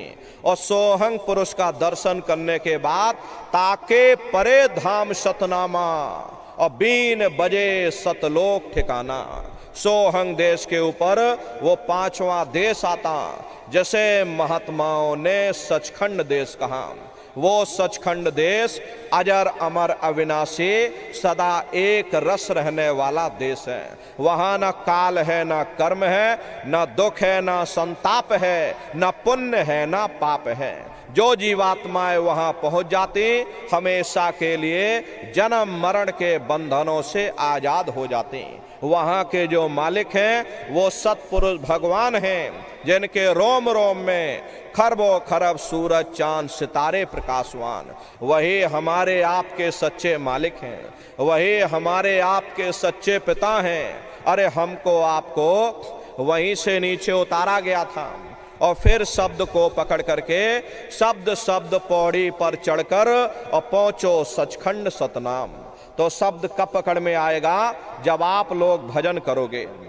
और भजन कैसे किया जाएगा जरा अच्छी तरह से समझ लो। ये आंख और कान को बंद करिएगा, लेकिन मन को रोकिएगा।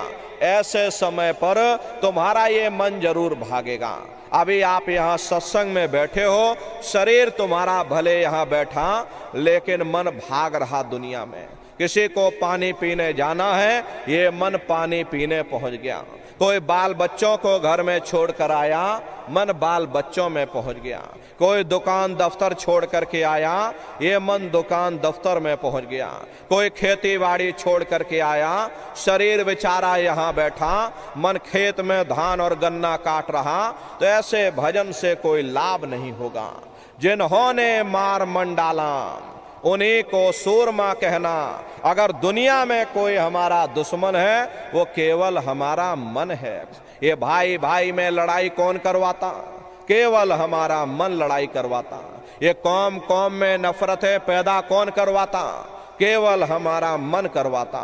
ये मजहब मजहब में झगड़े कौन करवाता? केवल हमारा मन करवाता। इसीलिए महात्मा कहते हैं भाई बड़ा बैरी ये मन घट में, इसी का जीतना कठिना। अगर दुनिया में कोई हमारा दुश्मन है वो केवल हमारा मन है। ये मन रूपी रावण कब मरेगा? जब 9 द्वारों पर फतेह हासिल करके तुम यहाँ 10वें द्वार पर चढ़ जाओगे, तब सही मायने में दशहरा मनाई जाएगी। ये बाहर की दशहरा नहीं है जो लकड़ी का रावण बना देते हो और फूंक फांक करके घर चले आते, कहते भाई हमने रावण मार दिया।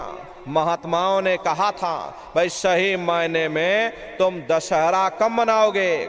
जब 9 द्वारों पर फतेह हासिल करके तुम यहाँ 10वें द्वार पर चढ़ जाओगे, तब सही मायने में विजयदशमी मनाई जाएगी। तब ये मन रूपी रावण तुम्हारा मरेगा, तब तुम्हारी ये जीवात्मा, अरे इसे जीवात्मा को महात्माओं ने राम भी कहा। हम कोई अपने मन से नहीं कह रहे, अरे आपके धर्म ग्रंथों में लिखा है भाई एक राम दशरथ का बेटा, और एक राम घट घट में लेटा, और एक राम का शकल पसारा, और एक राम है सबसे न्यारा। एक वो राम है जो अयोध्या के वासी हैं, और एक राम घट घट में लेटे, यानी हमारी आपकी जीवात्मा जो हर एक के अंदर मौजूद है। महात्माओं ने कहा भाई एक वो राम है, और एक राम का शकल पसारा, यानी पहले स्थान के मालिक वो निरंजन भगवान जिनको दुनिया त्रिलोकीनाथ कहती है, जिनका ये पूरा पसारा पूरा संसार है। महात्माओं ने कहा भाई एक वो राम है, और एक राम है सबसे न्यारा, 5वें स्थान के मालिक वो सतपुरुष भगवान जो हमारे आपके सच्चे पिता हैं। महात्माओं ने कहा भाई एक वो राम है। तो महात्मा तो उस राम की महिमा गाते हैं। मोटी बात आप पकड़िए कि भजन कैसे करोगे, तो ये आंख और कान को बंद कर लेना, ऊंचा ध्यान दे करके सुनिएगा। शुरू में सीटी जैसी आवाज आप सभी को सुनाई पड़ेगी, उसे आप पकड़ लेना, सुनते रहना। कुछ समय बाद में दोबारा आपको अनुभव होगा कि कहीं बड़ी दूर से एक महीन आवाज, घंटे और शंख की आवाज हमारे कानों में बज रही। जब घंटे शंख की आवाज आपको सुनाई पड़ने लग जाए, तब आप सीटी की आवाज को छोड़ देना और घंटे शंख की आवाज को पकड़ लेना। एक बार प्रेमी भाई बहनों, आप उस आवाज को पकड़ लो, फिर वो आवाज आपको नहीं छोड़ेगी, खींच करके शरीर से बाहर कर देगी। रोज आना, रोज जाना, रोज ब्रह्मांडों की सैर करना, रोज देवी देवताओं के दर्शन करना, रोज राम और कृष्ण के दर्शन करना, और घूम करके फिर अपने शरीर रूपी घोंसले में वापस चले आना। तो सुमरन, ध्यान और भजन, ये 3 क्रियाएं आपको बताई गई। रास्ता सच्चा है, आप करोगे, आपको अनुभव होगा, दिखाई भी पड़ेगा और सुनाई भी पड़ेगा। लेकिन इतना ध्यान रखिएगा, नित्य नियम से अभ्यास करिएगा, नागा नहीं होना चाहिए। अरे आप देखो, शरीर को भोजन देते हो, सुबह दोपहर शाम रात खाते रहते, लेकिन कभी आपने ये विचार नहीं किया, ये जीवात्मा जो जन्म जन्मांतरों से बेचारी भूखी प्यासी बैठी है, और जिसकी शक्ति से तुम्हारा इतना बड़ा ये शरीर चल रहा, तो कभी अपनी जीवात्मा को तुमने भोजन नहीं दिया। अरे इसका भोजन शब्द है, इसका भोजन नाम है। अपना ये नियम बनाइए कि पहले हम अपनी जीवात्मा को भोजन देंगे, फिर अपने शरीर को भोजन देंगे। अगर ये नियम आपका बन गया तो आपका लोक भी बन जाएगा और आपका परलोक भी बन जाएगा। प्रेमी भाई बहनों, उस मालिक को पाने के लिए तुम्हें घर बार छोड़ने की जरूरत नहीं है, तुम्हें समाज छोड़ने की जरूरत नहीं, तुम्हें जात और बिरादरी बदलने की जरूरत नहीं है। ये जात पात के रगड़े झगड़े ये हमारे अपने नहीं हैं, ये सिर्फ हमारे मन की खुराफात है। आप सभी लोग बुद्धिमान हो, अपनी अपनी बुद्धि से आप सभी लोग विचार करिएगा। जब गुरु नानक साहब नहीं आए थे तब कोई सिख नहीं था, जब मोहम्मद साहब नहीं आए थे तब कोई मुसलमान नहीं था, जब ईसा मसीह साहब नहीं आए थे तब कोई ईसाई नहीं था, और पीछे लौटते चले जाओ तो केवल मनुष्य ही मनुष्य रह जाते। ये रगड़े झगड़े किसने पैदा किए? ये हमने आपने पैदा किए।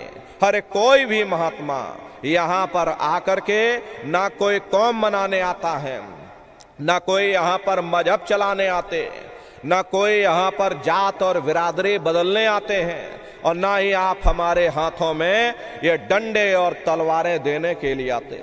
अरे आप तो सच्चा मार्ग, सनातन मार्ग समझाने के लिए इस धरा भूमि पर शरीर रूप में अवतरित होते हैं।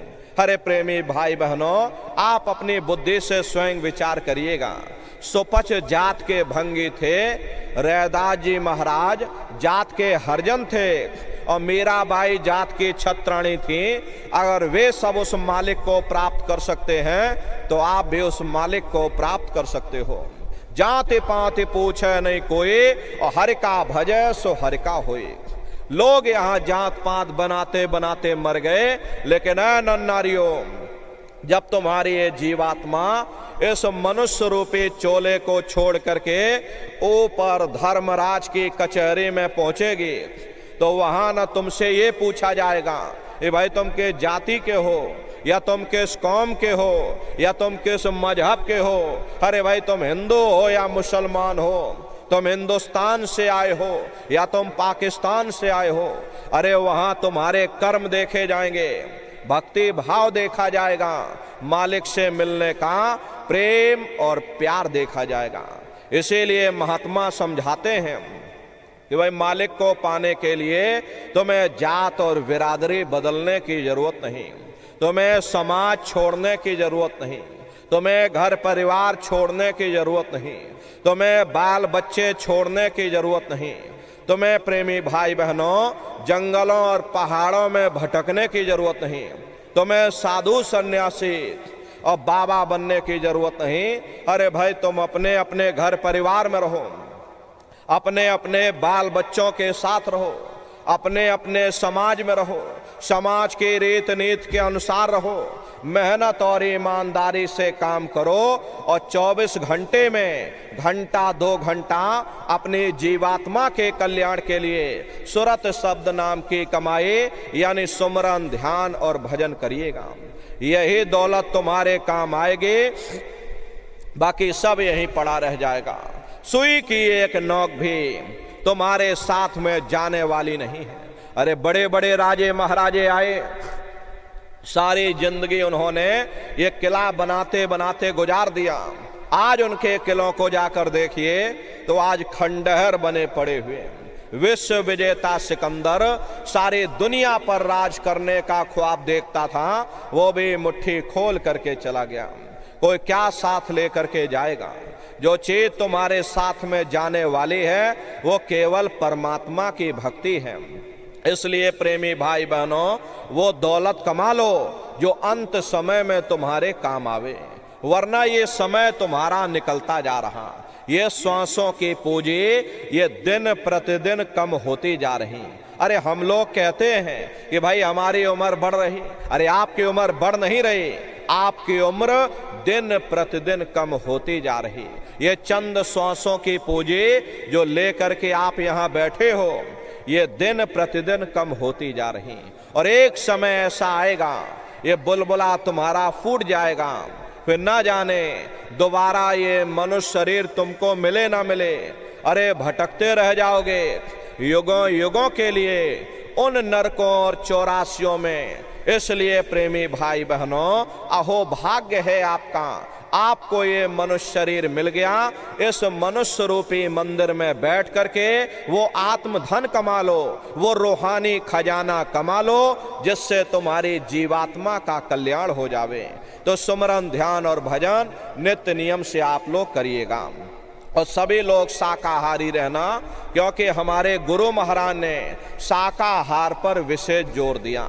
गुरु महाराज हमारे कहते थे, ये बच्चे बच्चियों तुम लोग शाकाहारी रहना, शाकाहार का प्रचार करते रहना, इसे से देश और दुनिया में भारी परिवर्तन होगा। प्रेमी भाई बहनों, परिवर्तन कोई कानून बनाने से नहीं होता, परिवर्तन कोई आंदोलन करने से नहीं होता, परिवर्तन कोई तोड़फोड़ करने से नहीं होता। परिवर्तन तब होता है जब लोगों के विचार बदलते हैं, लोगों की भावनाएं बदलती हैं। और विचार जब बदलेंगे जब लोगों का खान पान शुद्ध होगा। देसी कहावत है भाई, जैसा खाए अन्न और वैसा होए मन। जब इंसान पशुव्रती भोजन करेगा तो उसकी बुद्धि स्वतः ही पशुओं जैसी हो जाएगी। सोच विचार उसका चिंतन स्वतः ही पशुओं जैसा हो जाएगा। फिर जिस शराब के नशे में माँ बहन बेटे की पहचान खत्म हो जाए, उस शराब को पी करके यह कैसे पता चलेगा कि क्या अच्छा और क्या बुरा है।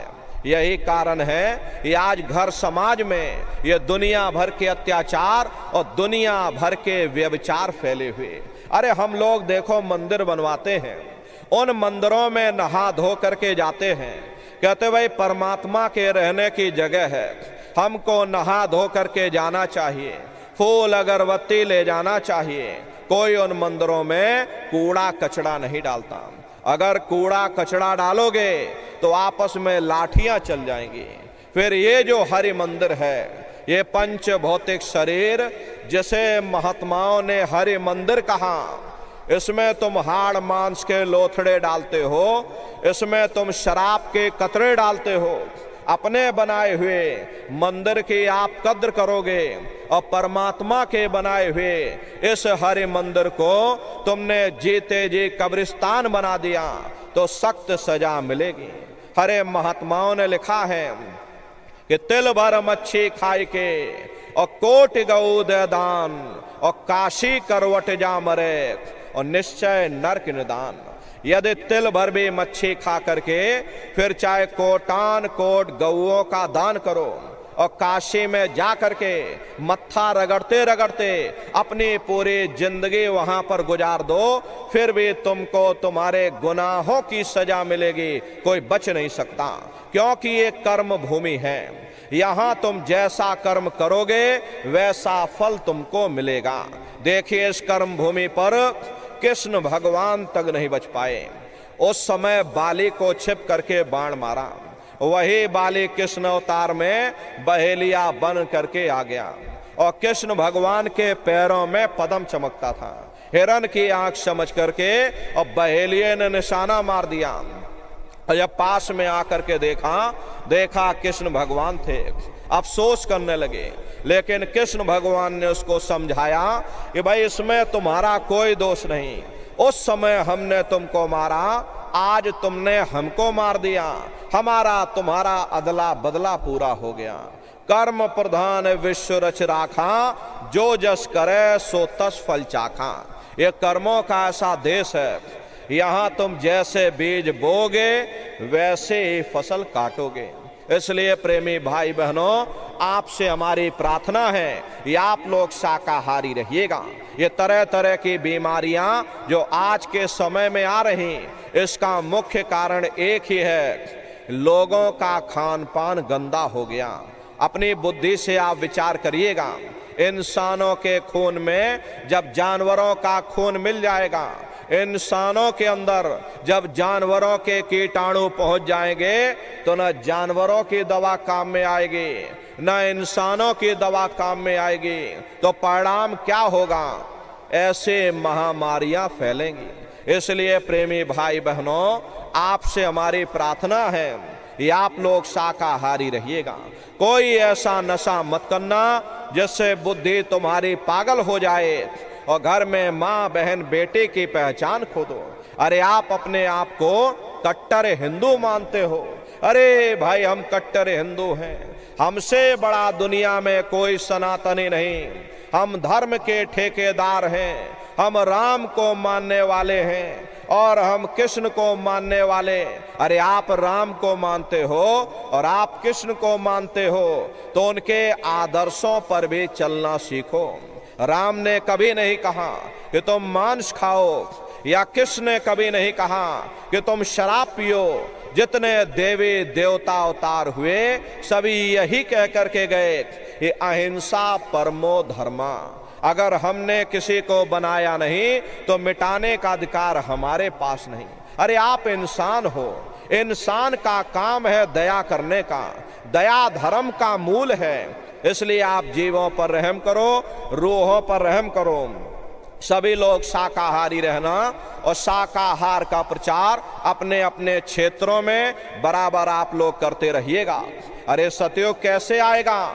राम राज भाई कैसे आएगा?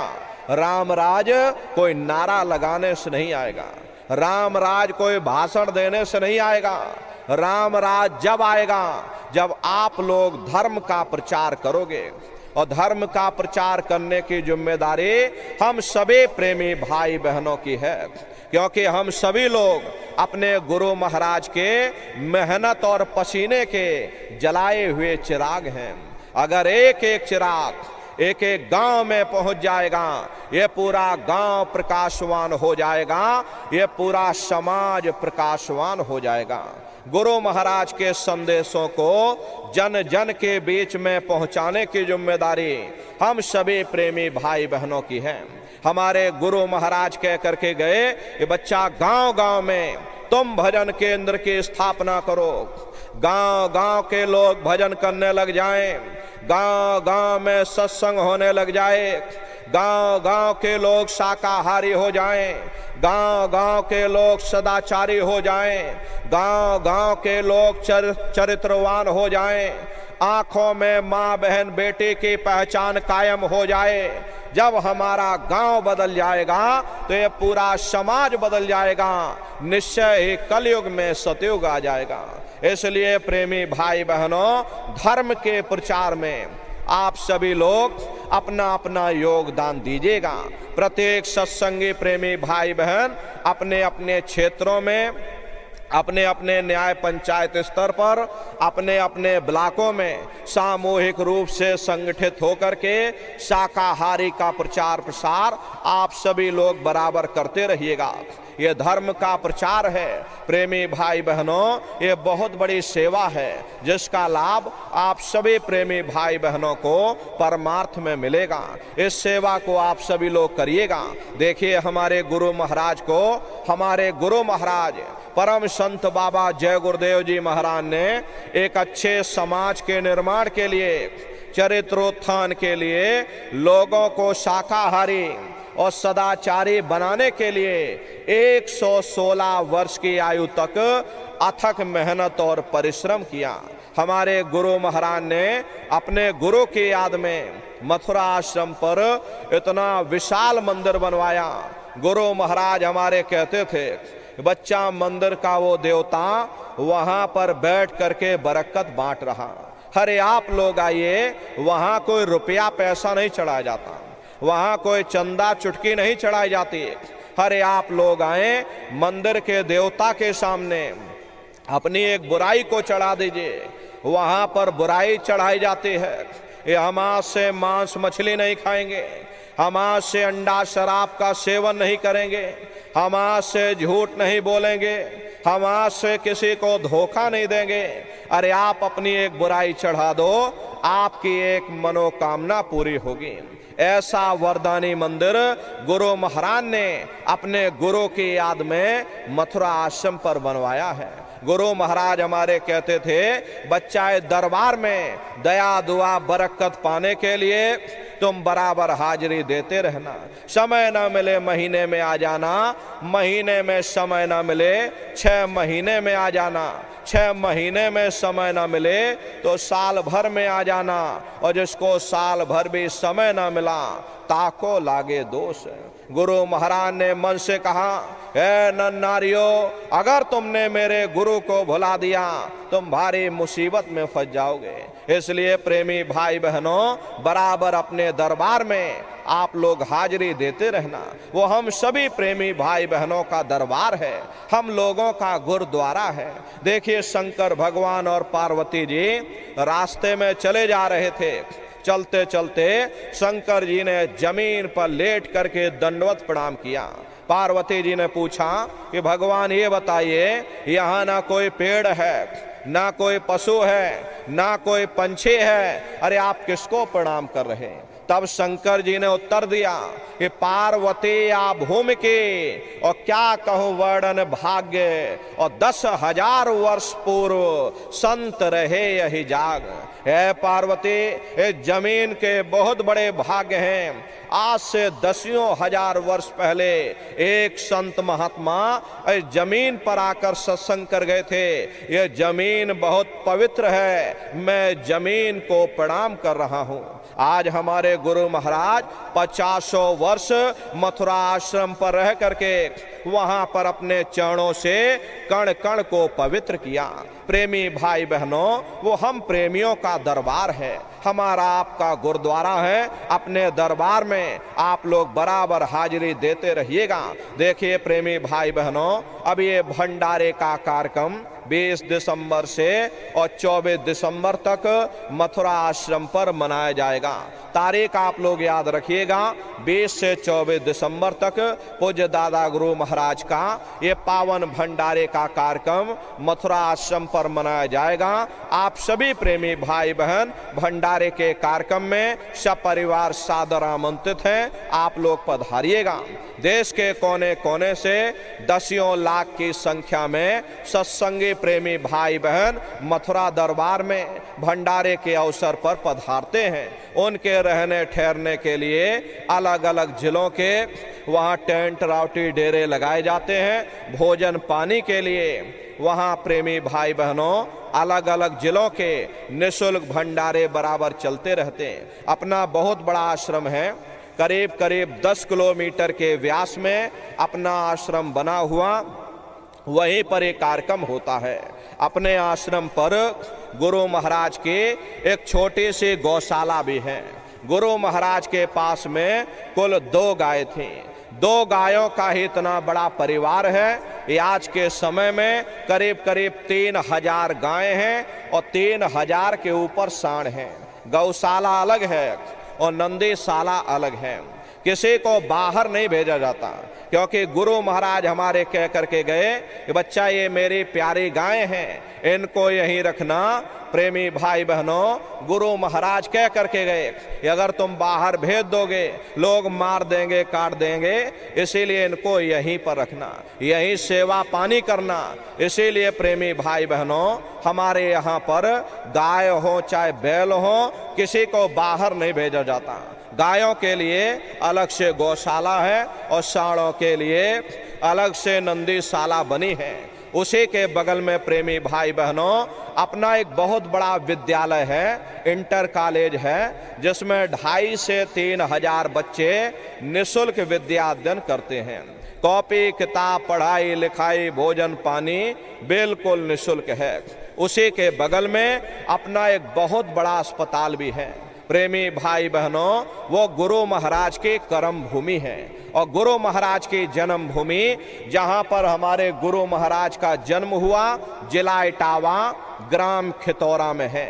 जैसा भव्य मंदिर मथुरा दरबार में बना हुआ, उसी तरह से भव्य मंदिर गुरु महाराज की जन्म भूमि पर बन करके तैयार हो चुका। ये जो आप पोस्टर देख रहे हो, ये गुरु महाराज की जन्म भूमि का मंदिर है। और इधर जो ये पोस्टर लगा है, ये मथुरा दरबार का मंदिर। प्रेमी भाई बहनों, समय निकाल करके अपने दरबार में आप सभी प्रेमी भाई बहन पधारिएगा। अपने अपने बच्चों को भी साथ में ले करके आइएगा। हम लोग ये सोचने लगते हैं, अरे बच्चों को क्या करेंगे ले जाकर, ये बच्चे छोटे हैं, इनको घर में रहने दो, इनको पढ़ाई लिखाई करने दो, अभी इनकी पढ़ाई लिखाई की उम्र है। ये सत्संग सुनना और ये भजन पूजा पाठ करना, ये तो हम लोगों का काम है। इन बच्चों को घर पर पढ़ाई लिखाई करने दो।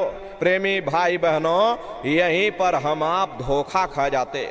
अरे पढ़ाई लिखाई जरूरी है, हम ये बात आपकी मानते हैं कि आज के समय में शिक्षा बहुत जरूरी है। अरे हमको भी गुरु महाराज ने पढ़ाया लिखाया, हम कोई अंगूठा छाप नहीं है। अरे गुरु महाराज ने हमको भी पढ़ाया लिखाया। प्रारंभिक शिक्षा हमारे गुरु महाराज की जन्म भूमि पर हुई, क्योंकि जो गुरु महाराज की जन्म भूमि है वही हमारी भी जन्मभूमि है। 1 से लेके 5 तक हम खितौरा में पढ़ाई किए उसके बाद गुरु महाराज मथुरा ले गए, आगे की पढ़ाई लिखाई गुरु महाराज ने मथुरा में कराई। 10वीं किया, फिर 12वीं किया, फिर BA किया, फिर LLB किया। तो कहने का मतलब ये है कि गुरु महाराज ने हमको भी पढ़ाया लिखाया। लेकिन प्रेमी भाई बहनों, पढ़ाई लिखाई के साथ साथ अच्छे संस्कार भी जरूरी हैं। और संस्कार कोई MA BA की डिग्री करने से ही नहीं पड़ जाते, संस्कार कोई डिप्लोमा करने से ही नहीं पड़ जाते। अगर MA BA की डिग्री कर लेने से ही बच्चों के अंदर संस्कार पड़ गए होते तो हिंदुस्तान में इतने वृद्धाश्रम न खोले जाते।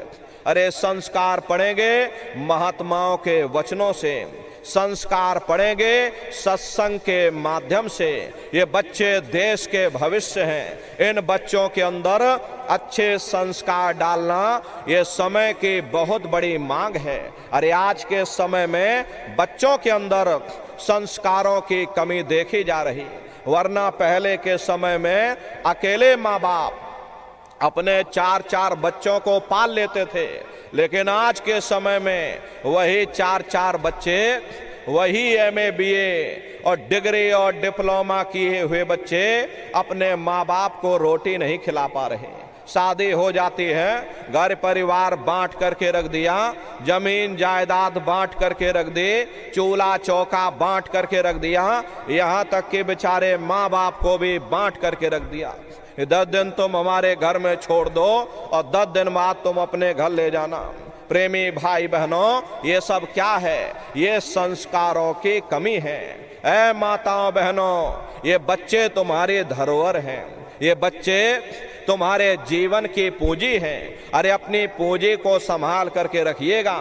इन बच्चों को आप बचपन से तैयार करिए, इनको आप अच्छी शिक्षा देना, इनको अच्छे संस्कार देना, इनको शाकाहारी बनाना, इनको सदाचारी बनाना, इनको चरित्रवान बनाना, और इनको भी तुम राम और कृष्ण बना दो। यही बच्चे बड़े हो करके माँ बाप का नाम रोशन करेंगे, घर और समाज का नाम रोशन करेंगे।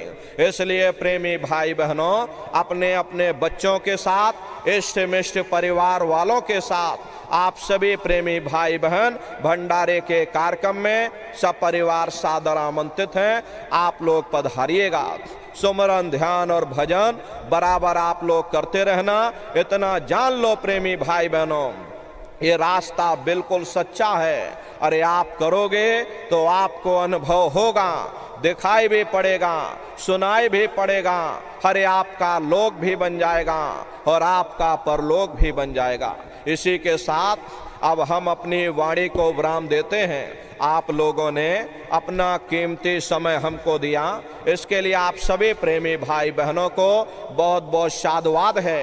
कहने सुनने में यदि कोई गलती, कोई भूल चूक हमसे हुई हो, अरे हम तो छोटे हैं, आप सभी लोग हमारी माताएं बहनें बूढ़े बुजुर्ग हमको छोटा समझ करके आप सभी प्रेमी भाई बहन हमको क्षमा कीजिएगा। अभी आप लोग बैठे रहिएगा, एक प्रार्थना सभी प्रेमी भाई बहन करेंगे, उसके बाद ये समापन हो जाएगा। तो सभी प्रेमी भाई बहन बैठ करके मालिक को याद करते हुए एक प्रार्थना बोलिएगा। बोलो जय गुरुदेव, जय गुरुदेव। गुरु महिमा है अपार जगत में, गुरु महिमा है अपार, गुरु महिमा है अपार जगत में, गुरु महिमा है अपार। गुरु कृपा से कितने ही तार गए, गुरु कृपा से कितने ही तर गए, हो गए भव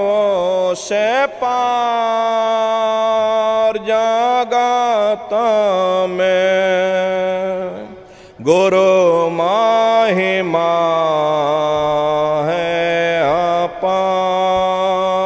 हो गए भव से पार जगत में गुरु महिमा है अपार। पत्थर में भी प्राण पुगाते, पत्थर में भी प्राण पुगाते, जड़ को चेतना वांथ बनाते, जड़ को चेतना वांत बनाते, प्रेम दया भंडार जगत में गुरु महिमा है अपार।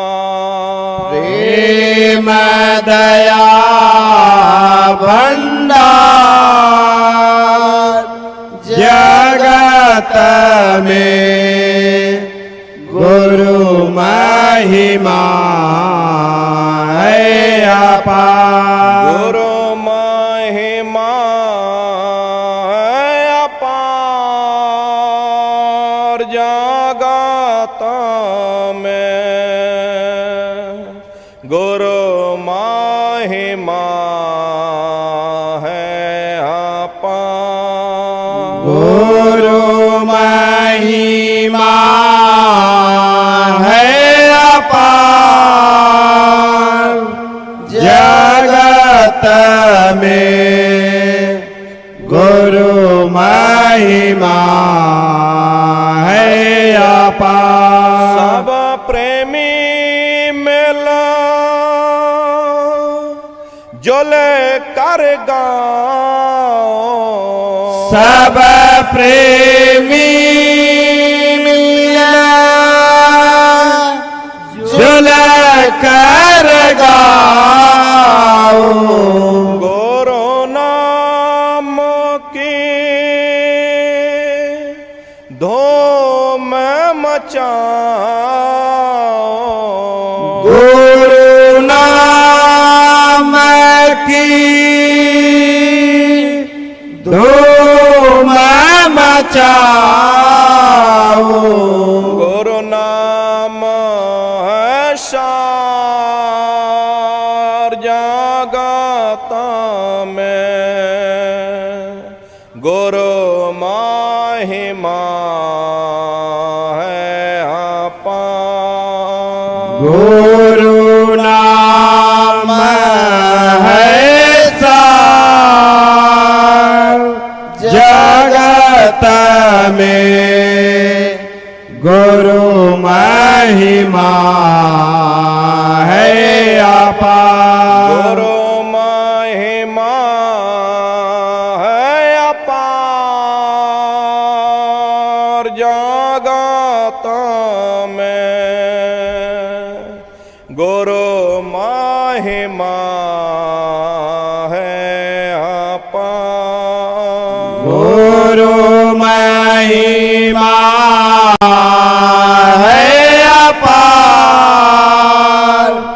जगत में गुरु महिमा है देखो प्रेमी भाई अपार। बहनों, अभी हम नीचे उतर जाएंगे, बारी बारी से आप लोगों से मिल भी लेंगे, लेकिन आप लोग कोई धक्का मुक्की जल्दबाजी मत करिएगा, आराम आराम से आइएगा।